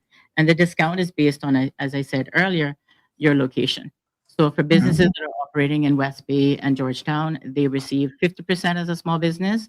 For businesses in Northside, Bordentown, and East End, they receive up to 75% of the licensing fees. That's under the small business category. And we did hear also, Sandy, when the announcement first went out, as you would have known, there was obviously some negative feedback in terms of the bank statement. We listened. We collaborated with the Center for Business Development, Thais and her team. They offered support, provided a survey to their clients, and we got some feedback in terms of what would make people comfortable, what would be a comfortable document for businesses to provide to evidence that they are meeting the revenue threshold. And from that feedback, we have now, offered. So a bank statement is not the only document that you can provide to evidence that you are earning, no more than $250,000 or $750,000. So those are all the guidance is available on our website. So you can now give us a bank reference, a bank statement, profit and loss. And at the discretion of the board, we've also created a self-declaration form that will only be offered to micro or grassroots businesses, micro businesses, and our cottage industry businesses who struggle sometimes to meet these requirements. We do have some other initiatives Claudia can speak about where we've been collaborating with them as well to give incentives for those businesses and obviously to provide some support around, financial planning, et cetera, for the grassroots businesses who cannot, obviously some of them don't have bank accounts and otherwise. So those businesses, we have created a form that will allow those businesses and the board, like I say, at the discretion of the board, to submit to evidence, obviously, their revenue. Okay. Very good. Because I wasn't giving anybody my bank account statements. So that's good to know that you were listening. Thank you so much for further clarifying that. What Mitzi said, what I want to give a plug to say it is very important for engagement. We will always push for engagement. This is how the department is going to be able to change processes and improve the service that we provide. It is we're sitting in an office and we're not all business owners. We don't see the pain points that business owners have. So when we do reach out and ask for engagement, it is so important for business owners to engage with us. We can go away with the information, analyze it, and come up with a plan how we're going to fix that issue. Because ultimately, like I said at the very beginning, the plan are always what our intention is to support small businesses or support business across the board, but particularly those small businesses that need extra help, is to have their experience be better. But if we don't have that information, we're not able to address the issues. And then, of course, persons will come on your show, Sandy, and vent on you. But we don't have the information. We don't always watch your show because we're sometimes busy, right? So if you're able to send us the information, if they engage with you and engage with us, then we're better able to improve our services. That's why it's so important. Yeah, absolutely. Wonderful. And Thank also, you so much. to that point, Claudia, we obviously welcome the feedback and obviously the critique. We see that as an opportunity for us, obviously, to make things better. Obviously, we have designed the system, the portal, as you would have seen, having used it for a number of years now, that it is customer focused. And we've obviously had the end user in mind. So it is really simple. We've received, numerous compliments in terms of the portal and how user friendly it is. So the more feedback we get, obviously we take that on board, and we're constantly making some changes and tweaks to the portal. And we've even used, stakeholders to help us test as an external user to help us test the portal to see, and give us some feedback on that. So feel free if you want to test. We're happy to send you the UAT link to help us and give us some feedback as we try to improve on our services. And obviously, as I say, use technology to help make us better. Mitzi mentioned earlier about some other programs and projects we're working on. I don't think I'm going to take this time to expand on those because we haven't actually finalized, but I will say we have other programs coming that will be supportive to our micro and small businesses. Once we've worked through the intricacies of those, I'm sure the Premier will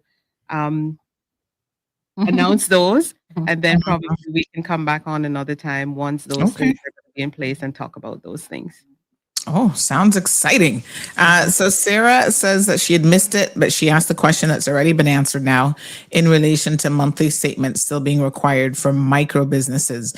So again, Sarah, they now have other things that you can do to sort of prove what your financial position is. But I think that compliance with it is important so that people who are taking advantage of it, number one, really is the target of the incentive program. And like I said, there's also a broader picture here where around, really proving that this is a legitimate business. This is a business that can and should be taking out work permits for workers and all those other things. So I think that this is it's a good balanced approach for sure.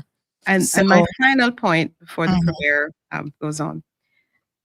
These are areas that we will be focusing on from an enforcement perspective. Yes. Because of course, when you implement certain rules, we have to enforce them. So our enforcement officers have been given their mandate to ensure that businesses meet the criteria for the small business incentive. So we're sort of ramping up our enforcement in that area so that it's not abused, as Mitzi said earlier, and persons that are qualifying for the incentive actually do qualify. Wonderful. So if there are any calls from our enforcement persons to say, we want to sit with you, we want to meet with you, you got to provide ABC so that we can provide a report to the board, that is going to be happening more. Right. So putting people on notice. It's not a threat, we're just putting people on notice that this will be happening more. Yes.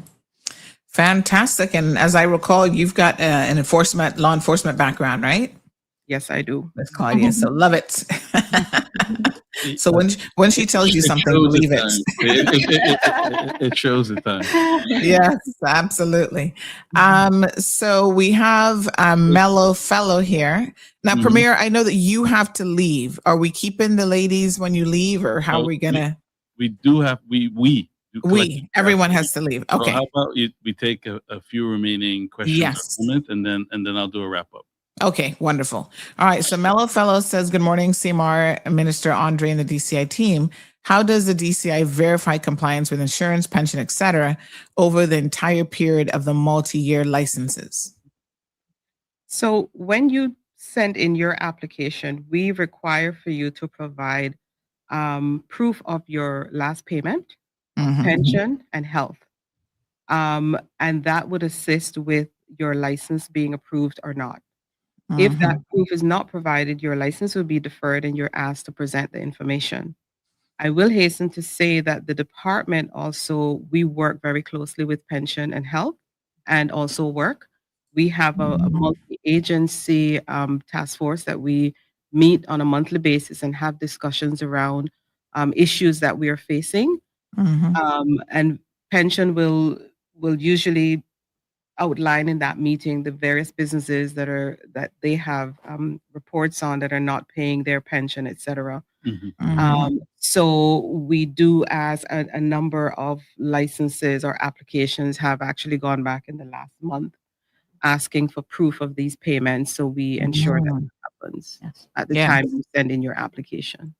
Okay. And are you guys now starting, because I know this has been a question even within the courts, Chief Magistrate Hernandez in one case where a young lady would take out an insurance plan, immediately cancel it, and then didn't have it for the remainder of the business. She said that she wished she had the power, or there was the power in the law to ensure that she never got a business license ever again. Is there anything in terms of enforcement that, you can look at non-compliance individuals and say, you know what, you shouldn't get a business license? That is a very sensitive part of this discussion, because even though the courts can restrict someone, make recommendation to the board that someone does not hold a license, it has to be proportionate. You cannot restrict someone for the rest of their life of being able to make a living. Because of course, if someone is not able to make a living, then the government has to support that individual. They can be restricted over a period determined by the court. And then they will have to come back with their applications to start their business again. and then they will be scrutinized, and the enforcement team will continue to monitor them. We do have a register where there are businesses that are, how should I put it, continuously breaching various bits of legislation. I want to be very careful with the name that I use for that register. Yes. Serial offenders, maybe. Serial offenders. Yeah. Yeah. Loosely. Yes. Loosely in that. We share that information with work. Yes. And also, for example, if someone has taken out a business license or a work permit and they have insurance, after 30 days and that insurance has lapsed, the health regulatory department is notified immediately by the insurance provider. So they know when someone has not kept up to date with their insurance. That information also go over to work. This shows the importance of our multi-agency approach. We continuously talk to each other and communicate with each other, so each one of us don't go ahead. Because if your license or if your insurance or your pension is not up to date, and we go ahead and issue you a business license, we are now allowing you to continue to operate business by breaching other laws.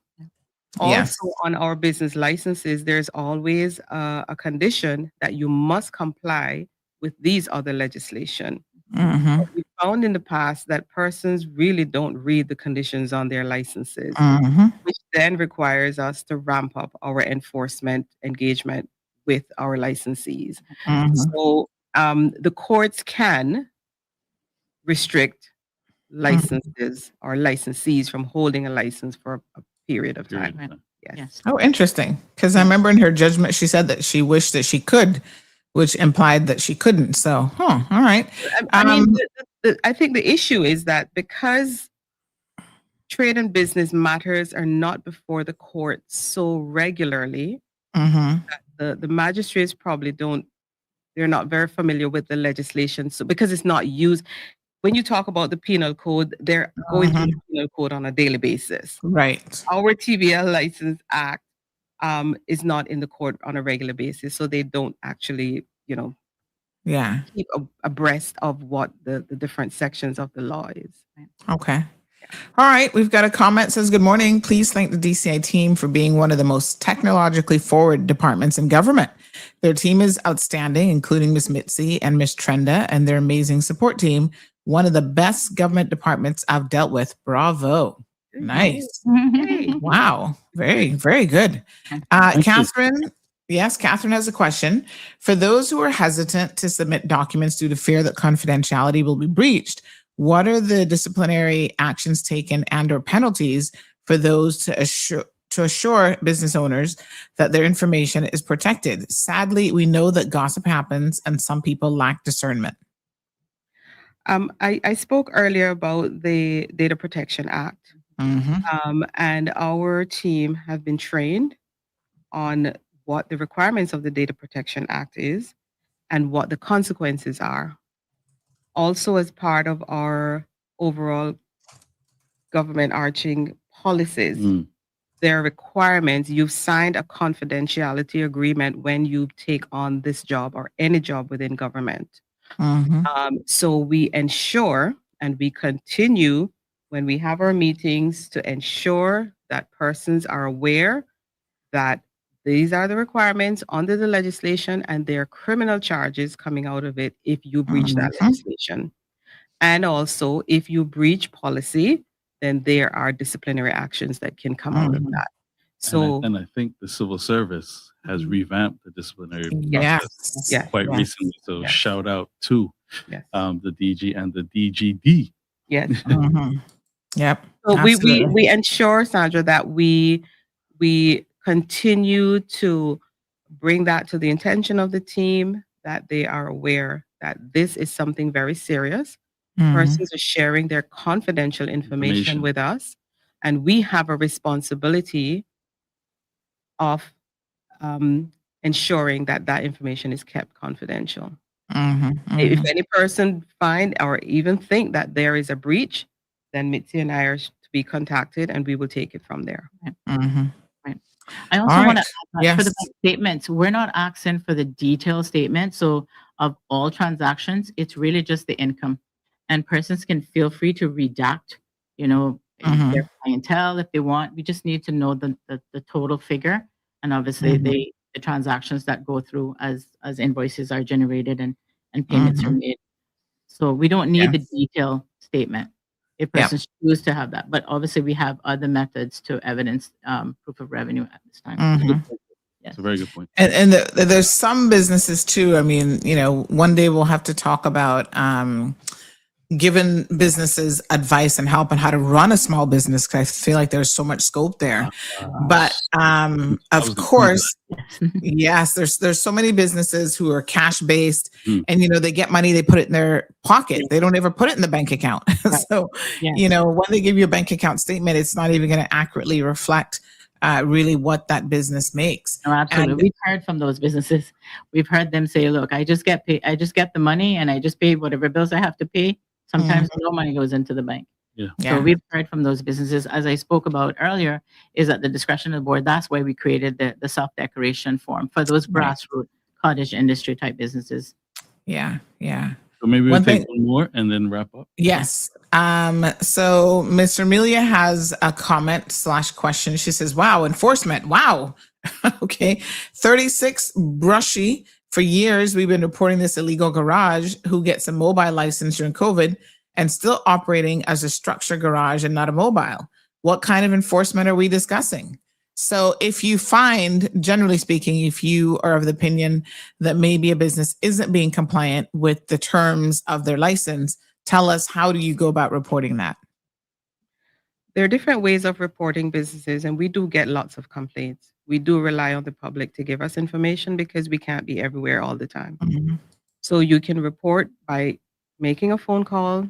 You can drop off a letter to the department if you want to remain anonymous. We have received emails through our enforcement email address, enforcement@dci.gov.ky. And there are at least 4 persons on that email address who will receive that email and address the matter. We do have to go through an investigation. We probably will have to come on and do a whole separate show on enforcement and what is required, because there are persons who will go away with the perception that once something looks away, a law is being breached. Not necessarily so. We have to go through the investigation to get information to determine where we go in relation to that investigation and what action we can take. However, if we do determine from our investigation that someone is breaching various bits of legislation, the DCI have the ability to issue an administrative fine, which ranges from $500, I think, up to $2,000. Or in a second offense, we can prepare a case file to the DPP and the person appears in court. So it depends on what the perceived breach is and what comes out of, or the information that comes out of the investigation. Fantastic. We will always take the complaints and investigate, and someone will visit the location and determine from there what is happening. All right. Well, let's go ahead and move on to our closing comments. We want to thank our guests so much for coming on the program today. Yes. So, Minister? Do any of you want to say any shout outs to the department, staff? Might be listening right now. Yeah. Well, They're just down the hall. Well, I will say that I particularly want to shout out Mitzi. She's here and she doesn't like to be brought in the spotlight, but I really want to put some spotlight on her today. When the Premier and I started talking about the multi-year licenses, it was a dream at the time. Yep. Mitzi did the heavy lifting. She took it from the discussion to where we are now. I know the team sometimes was, probably annoyed with her because she never stops. And they're always, we have another meeting again. Oh, we got it.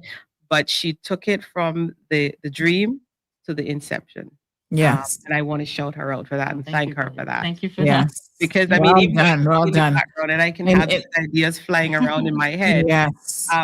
She's usually the one that's going to take it and run with it. Yeah. Yes. So I want to shout her out and shout out her team in particular. Yeah. And the even next- Miss Amelia is giving her props as well. She says, love Mitzi. She's Yes. always professional and Mitzi willing to is- help with any matter I bring to her attention. So there you go. That might be a kaboom. I know it. Just saying. and the rest of the team as well. Yes, absolutely. The compliance team, the enforcement team, our department have grown significantly in our responsibilities, but our team has not grown. And they are doing sometimes 10 times the work of what one person would be doing. They go through every day, coming in, taking on the responsibilities and doing the best that they can do. And we do push them, but they really do deliver for us. Some persons are, sometimes unhappy with the timing and how quickly they will get a response. But I would like to say that they are in the background working hard, trying to keep up with the same amount of staff with increased work. So I would like to shout them all out for sure. I also would like to shout out, thanks Claudia for that acknowledgement. Really appreciate it sincerely. I also want to shout out Simone, who is the head of business services in Lexington. Simone and I worked on the portal way back from 2018 together. We were part of the team that met weekly to bring that to reality. So in June 2018, we went live with our online portal and we were part of that. And obviously with the multi-year, she was obviously my support, attending all the meetings with me together. We worked with the Ministry of Commerce and obviously our TCU team. So I want to give them a big shout out. And then obviously just a shout out to our entire team at DCI, because as Claudia mentioned, the work is, growing. It's an enormous amount of work. And even though we've tried to be as innovative as we can, there's still a lot of manual processes involved, and our team is totally committed. Some of them don't even take lunch in the day. They're just there trying to get these licenses out because they do realize that it has an impact on, other services such as banking, work permits, etc. So, and want to just, like I said, give them a big shout out, and also just to apologize to our clients for those delays that you may have experienced over the last couple of months. We are working diligently to try to get through those. We're hoping to have those all up to date within the next couple of months. Claudia has supported, obviously, the team. And so they've been putting in some extra time just to get through those applications. So I just want to say thank you to you for your support. Thank you. And just one more thing, Sandy, to say that we may want to come back on your show at some time to talk about our other responsibilities. The DCI does not. We have two roles. We are, from a commerce perspective, the licensing body, but we also have a distinct responsibility of an anti-money laundering regulator. Yes. We are not talking about that today. That also is a separate, very important responsibility as it relates to our country assessment from an anti-money laundering perspective. And we perform that role. And that team is also very small, and they work tirelessly to try to get the department to the stage where when we go through our assessment in December of 2027, that we will be able to meet the standards and requirements. And I know the premier, that's a hot spot for him. So yes. So I didn't know why you wanted to intervene one more time, but it's a perfect segue to one of the points I want to cover in a brief wrap up. So number one, again, thank you, Sandy, for having us on. Thank you for the listeners for tuning in. I think you've heard me say this many times. In my capacity as an MP, and folks come to the constituency office, many times it's just understanding the organization of government itself. And where do I go? Where does it fall? Who do I go to? And how do I get help? It's just navigating the actual landscape of government. So to look at comments posted by, say, Sarah Curtis, thank you for clarifying. That's why these segments are important, to get information out to the public. Because try as you may, it's on websites, you post, LinkedIn, multiple channels. Still, sometimes it doesn't necessarily reach, and that's why we're happy to be here, and thank you for having us. Thank you to these wonderful officers leading a very strong department. Yes. Their shout outs are meaningful. I saw some even coming from family; those count too. So thank you to the public for recognizing effort. And Greg says, I didn't hear anything about computer services. Yes. Yeah, well, Not forget. hold on. They could be a whole show on their I own. know. So that's a different department that helps every department. Yeah. And I do try to Exactly. remember them in certain shout outs in Parliament. So yes. Yes. But for Yes. the meantime, while we're on DCI, thank you again, these wonderful Yes. officers for leading with intelligence, with grace, and trying to be as innovative as possible. Mhm. The point Thank that I you. wanted to pick up on, well, another point, Sandy, I think you heard, unprompted by me, an invitation to return. Mhm. I I did. all, Yes, no I'm ministerial excited. pressure. I heard it all on its own, so we will be back, and there are other aspects to do. There's also another department, I think, under Ministry of Financial Services and Commerce that should come, is the Center for Business Development, Yes. led by Caymanian Yes. Director Thais Doucette, Mhm. in terms of what do you do. So we talked about licensing and enforcement, but how do you even get started? What are the Mhm. lessons? How do you raise funding for a business? They Yep. are now doing incredible work, so they're probably a show unto themselves. So maybe let's Mhm. try to plan that. And then in addition Mhm. to that, you were talking about, there's two final points I want to make. One about women in leadership and where the interim director picked up on in terms of international assessments. There's a segue to both points on my trip last week. So last week, myself and a whole delegation of CIG agencies who are relevant to anti-money laundering went to Trinidad as we're now looking ahead to the new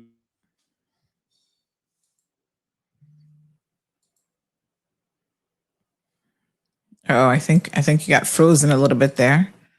Let's see if it's going to unfreeze on its own. Just give it a couple seconds. There we go. Yeah. You're on. You see, the second we give the computer services department props, all of a sudden the internet starts acting. So where I was going, in case there was a slight glitch. So unlike what was called the fourth round, we're now entering this new assessment of FATF, which for us, the assessment, the onsite is December 2027, so Christmas next year. Mhm. Previously, DCI was under a standard that included and wrapped them up with SEMA. Now, not unique to Cayman, the standards around the world is that they've broken out commerce departments around the world to be assessed themselves because of the risk that could be posed if there are people who try to take advantage or are less than honest, which is then a risk to the overall system. So DCI was on the delegation to Trinidad as we start to assess and learn this new round. What we came to a view on, including DCI and the other agency, is we need to change our entire mindset, both in the public sector and the private sector, of these assessments.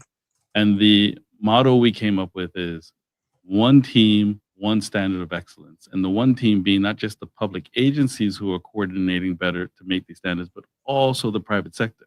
So this information is important so people can see that it's all interconnected. If we have failings in one area and scandals in one area, and that ends up on some high-risk list, then we're not doing the country any favors. So we have to continually, steadily improve our compliance as one country and just do it because it's the right thing. So when the assessments come along, it's not this big deep breath like, oh gosh, there's another assessment after 5 years, standards are changing. Just try to do the right thing. And when the assessment comes along, that's just something else that comes along to just double check that we're doing the right thing rather than doing it for assessment's sake. We need to change the mindset that this is just the way the country should do business and be compliant so we're treating people right. Second thing is in terms of ending on women in leadership. The second half of the trip was in the move from Trinidad was to New York to check on financial services stakeholders and understand if there had any concerns, questions, and how they continue to rate Cayman. And the news was overwhelmingly positive. If there was feedback, it was more of a constructive nature of what else we can do to innovate, but we seem to still be leading the way in many aspects of business. But I did notice that one of the big four accounting law firms, so these are the likes of Deloitte, KPMG, EY in their New York offices, which are huge. And I noticed that in one of the offices, the team was led, the audit team for investment funds was led by a woman, and I couldn't help but know. So those of us who know New York, you can tell a New York accent that stick. I was like, ma'am, after the side when we were just taking pictures, I was like, where exactly are you from? She was like, I'm from Queens.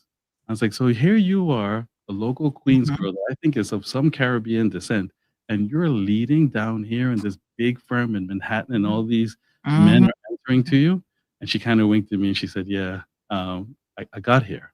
I said, "Ma'am, I would like to invite 2 or 3 of you who are in really powerful positions to come to Cayman with our local brilliant women leaders, just to show the next generation of women that it is possible, just to show the next generation of people in the Caribbean that it is possible to move to really strong positions if you have the work discipline, the ethics, and the right policies are in place for you to emerge." It was a powerful symbol to see her in the boardroom, basically, in a sense, quote unquote, commanding her troops and being in such a powerful, just being a girl from quote unquote around the way that has now made it.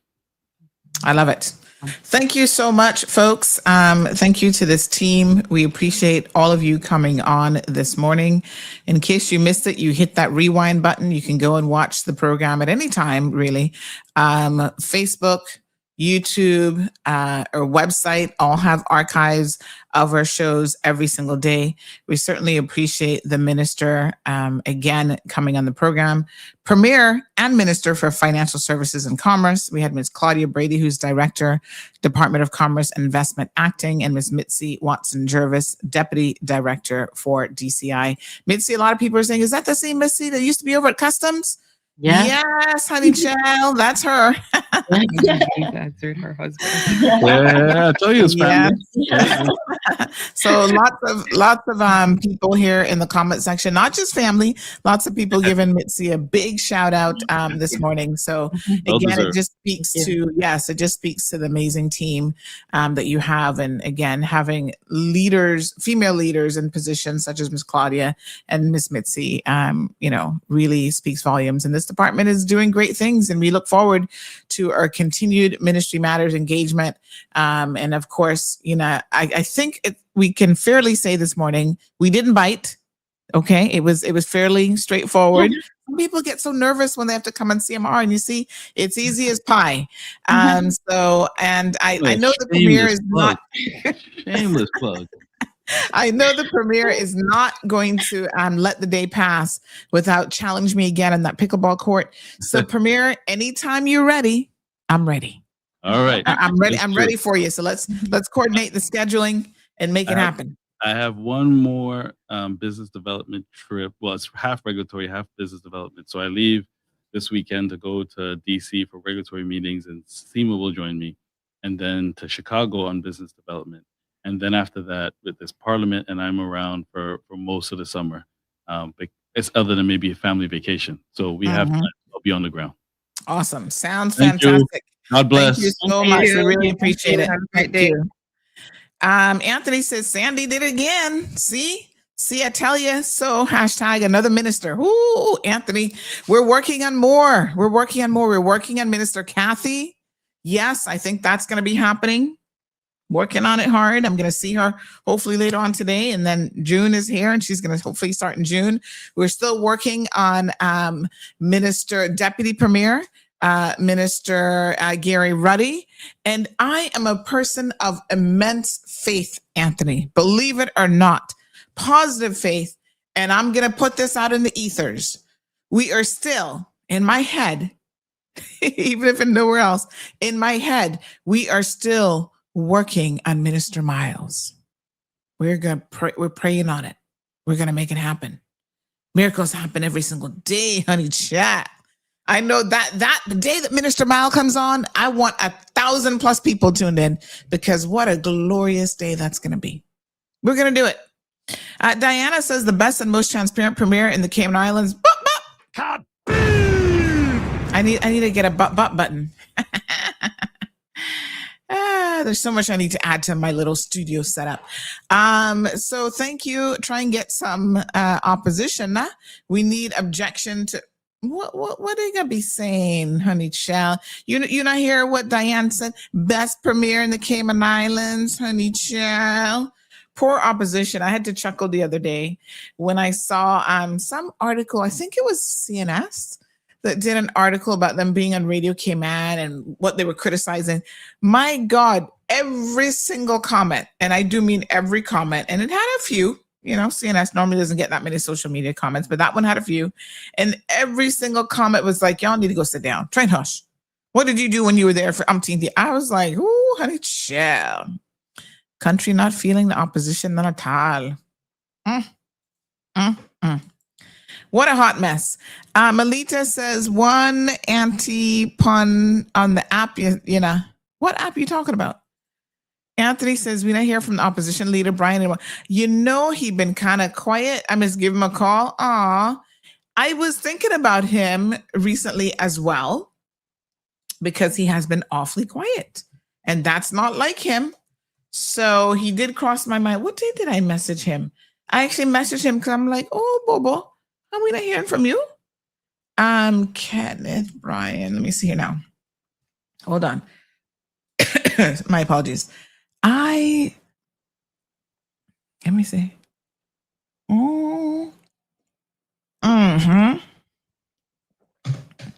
I messaged him. The last I heard was around the middle of the month, last month. But yes, he been quiet. We don't like it when he too quiet. See if he's alive or need resuscitation. Try and behave yourself. OMG. Kenneth, they're missing you, honey child. You're being missed. Yes, sir.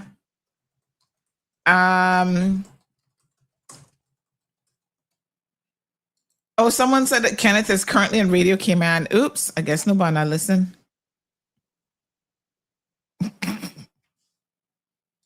Y'all behave. The app for drawing them in. Oh,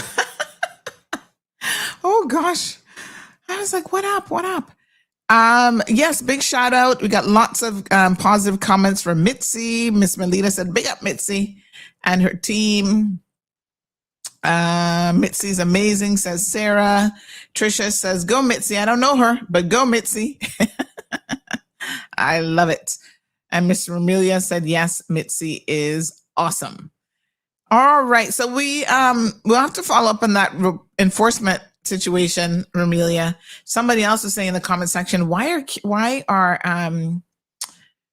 what do you call it? Garages even allowed in residential areas? It's a good question. Like, seriously, it's a good question. Okay, so we had a passport that came through for a gentleman. Looks like his family members have reached out. Let me just find the number here for that. Let me see here now, honey child. Oh gosh, where is it? Oh yeah. Okay. Found him. Oh, this was good. Found the passport on the roadside. Boy, Mr. Joseph, you're lucky. Somebody find your passport, an honest person. Okay, so we will, let me just see now. I'm going to collect it from the guy. He's my wife's family. Oh, okay. All right, all good. All's well that ends well. He did respond with a little chuckle when I told him that you guys are missing him. All right, say less. Here it is. Oh, that was a couple days ago. Kaboom to that. To which comment? Okay, accommodate, okay, all right. Okay, honey child. So during the summer, I was sitting here trying to sort out some tutoring for Gigi. She can't get no break during the summer. You know, kids have this brain, what do they call it? Brain drain or something during the summer months. 2 months of playing and doing nothing academic. And she needs a little extra help for the whole math situation in particular. I'm like, listen, I can help her with English major, writer. I got her with English. We're doing writing, we're doing reading. So we're going to do an intense home program for English, but math, oh God, I was not a math person. Oh my God. I keep telling her, I'm dad, you do the math stuff. I can't, we got a double tag teamer. You do math and I'll do English and writing. And then you can do science as well. Anyway, we're going to get her some tutoring going on for the summer. So we're going to put her in a tutoring schedule. We'll do like 1 week of fun camp and then maybe 1 week of traveling somewhere. You know, we got cousins elsewhere in the US. Marlon's brother lives somewhere, Louisiana or somewhere about. And apparently Austin is only like a 3-hour drive from there. Although I hate driving long distances in the States, God knows. But we might arrange a little summer trip because she hasn't seen those cousins in a while because they've been living in the US and, you know, so I'm thinking that Austin leg is going to come in handy. He's like, go somewhere different. You guys always go to Miami and Tampa. And I'm like, hello, where else do I need to go? But he's absolutely right.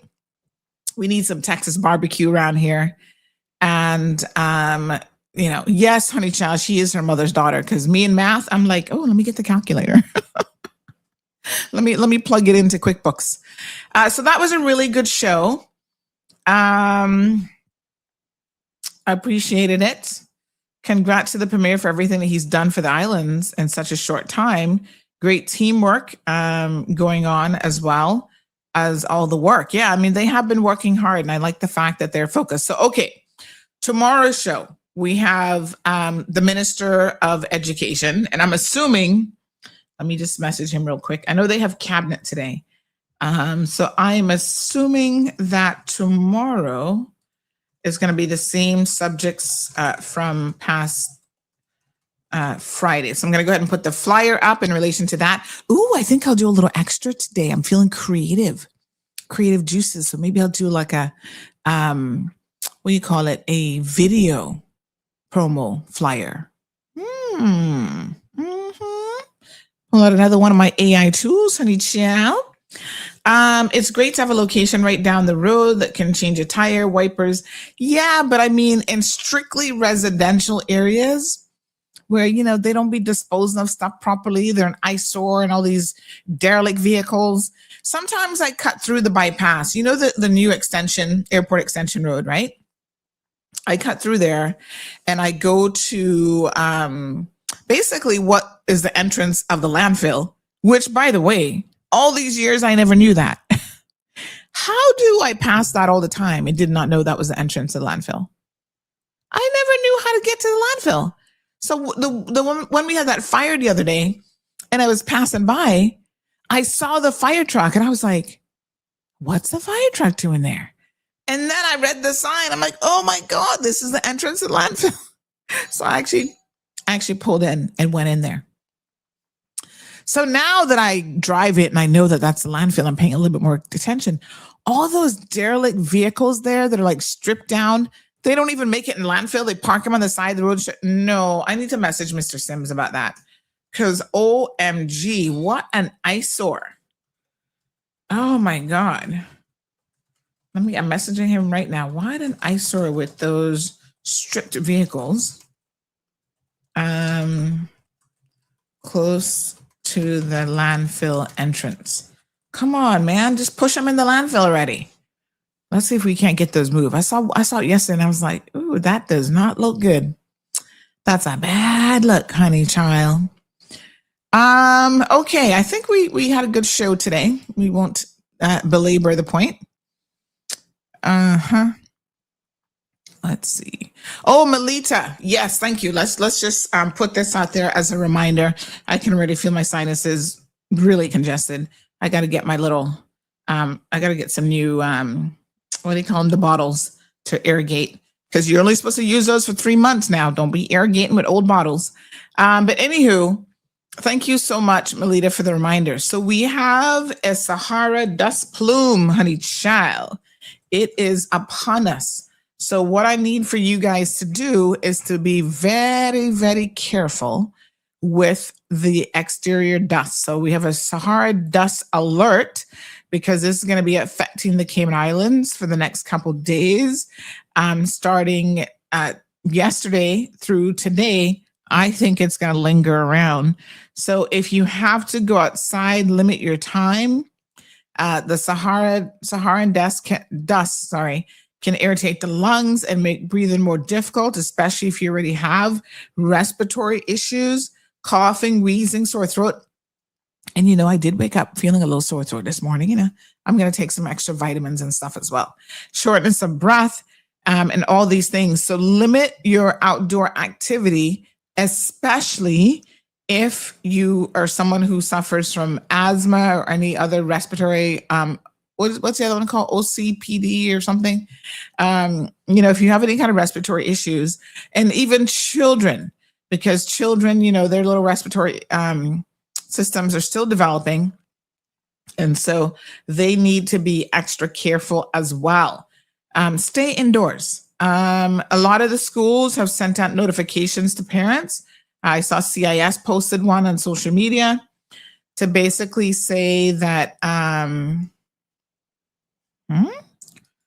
purchase confirmed. Oh, they're just sending me an invoice that they're charging me again. So, yes. So of course you've got to be, see right here now, I just feel it just as I'm talking, you got to be careful. Why?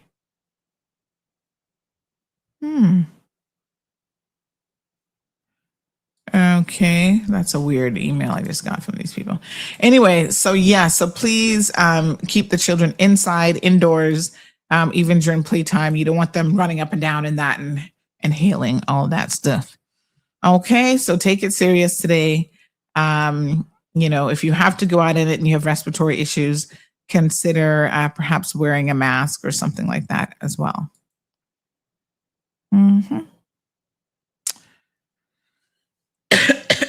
Oh, sorry. Oh, I got an email from 1GT talking about they got a unit for sale for me. Mess with them. I need to go buy the property. I need to visit it. It looks nice. Yeah, I need to go by there and maybe just hang out and have some lunch or something. They got a pool, infinity edge pool and everything. Nice. 3 restaurants and dining venues. It's so amazing how they've transformed that little area of Georgetown. You walk in there and you feel like you're in a different place altogether.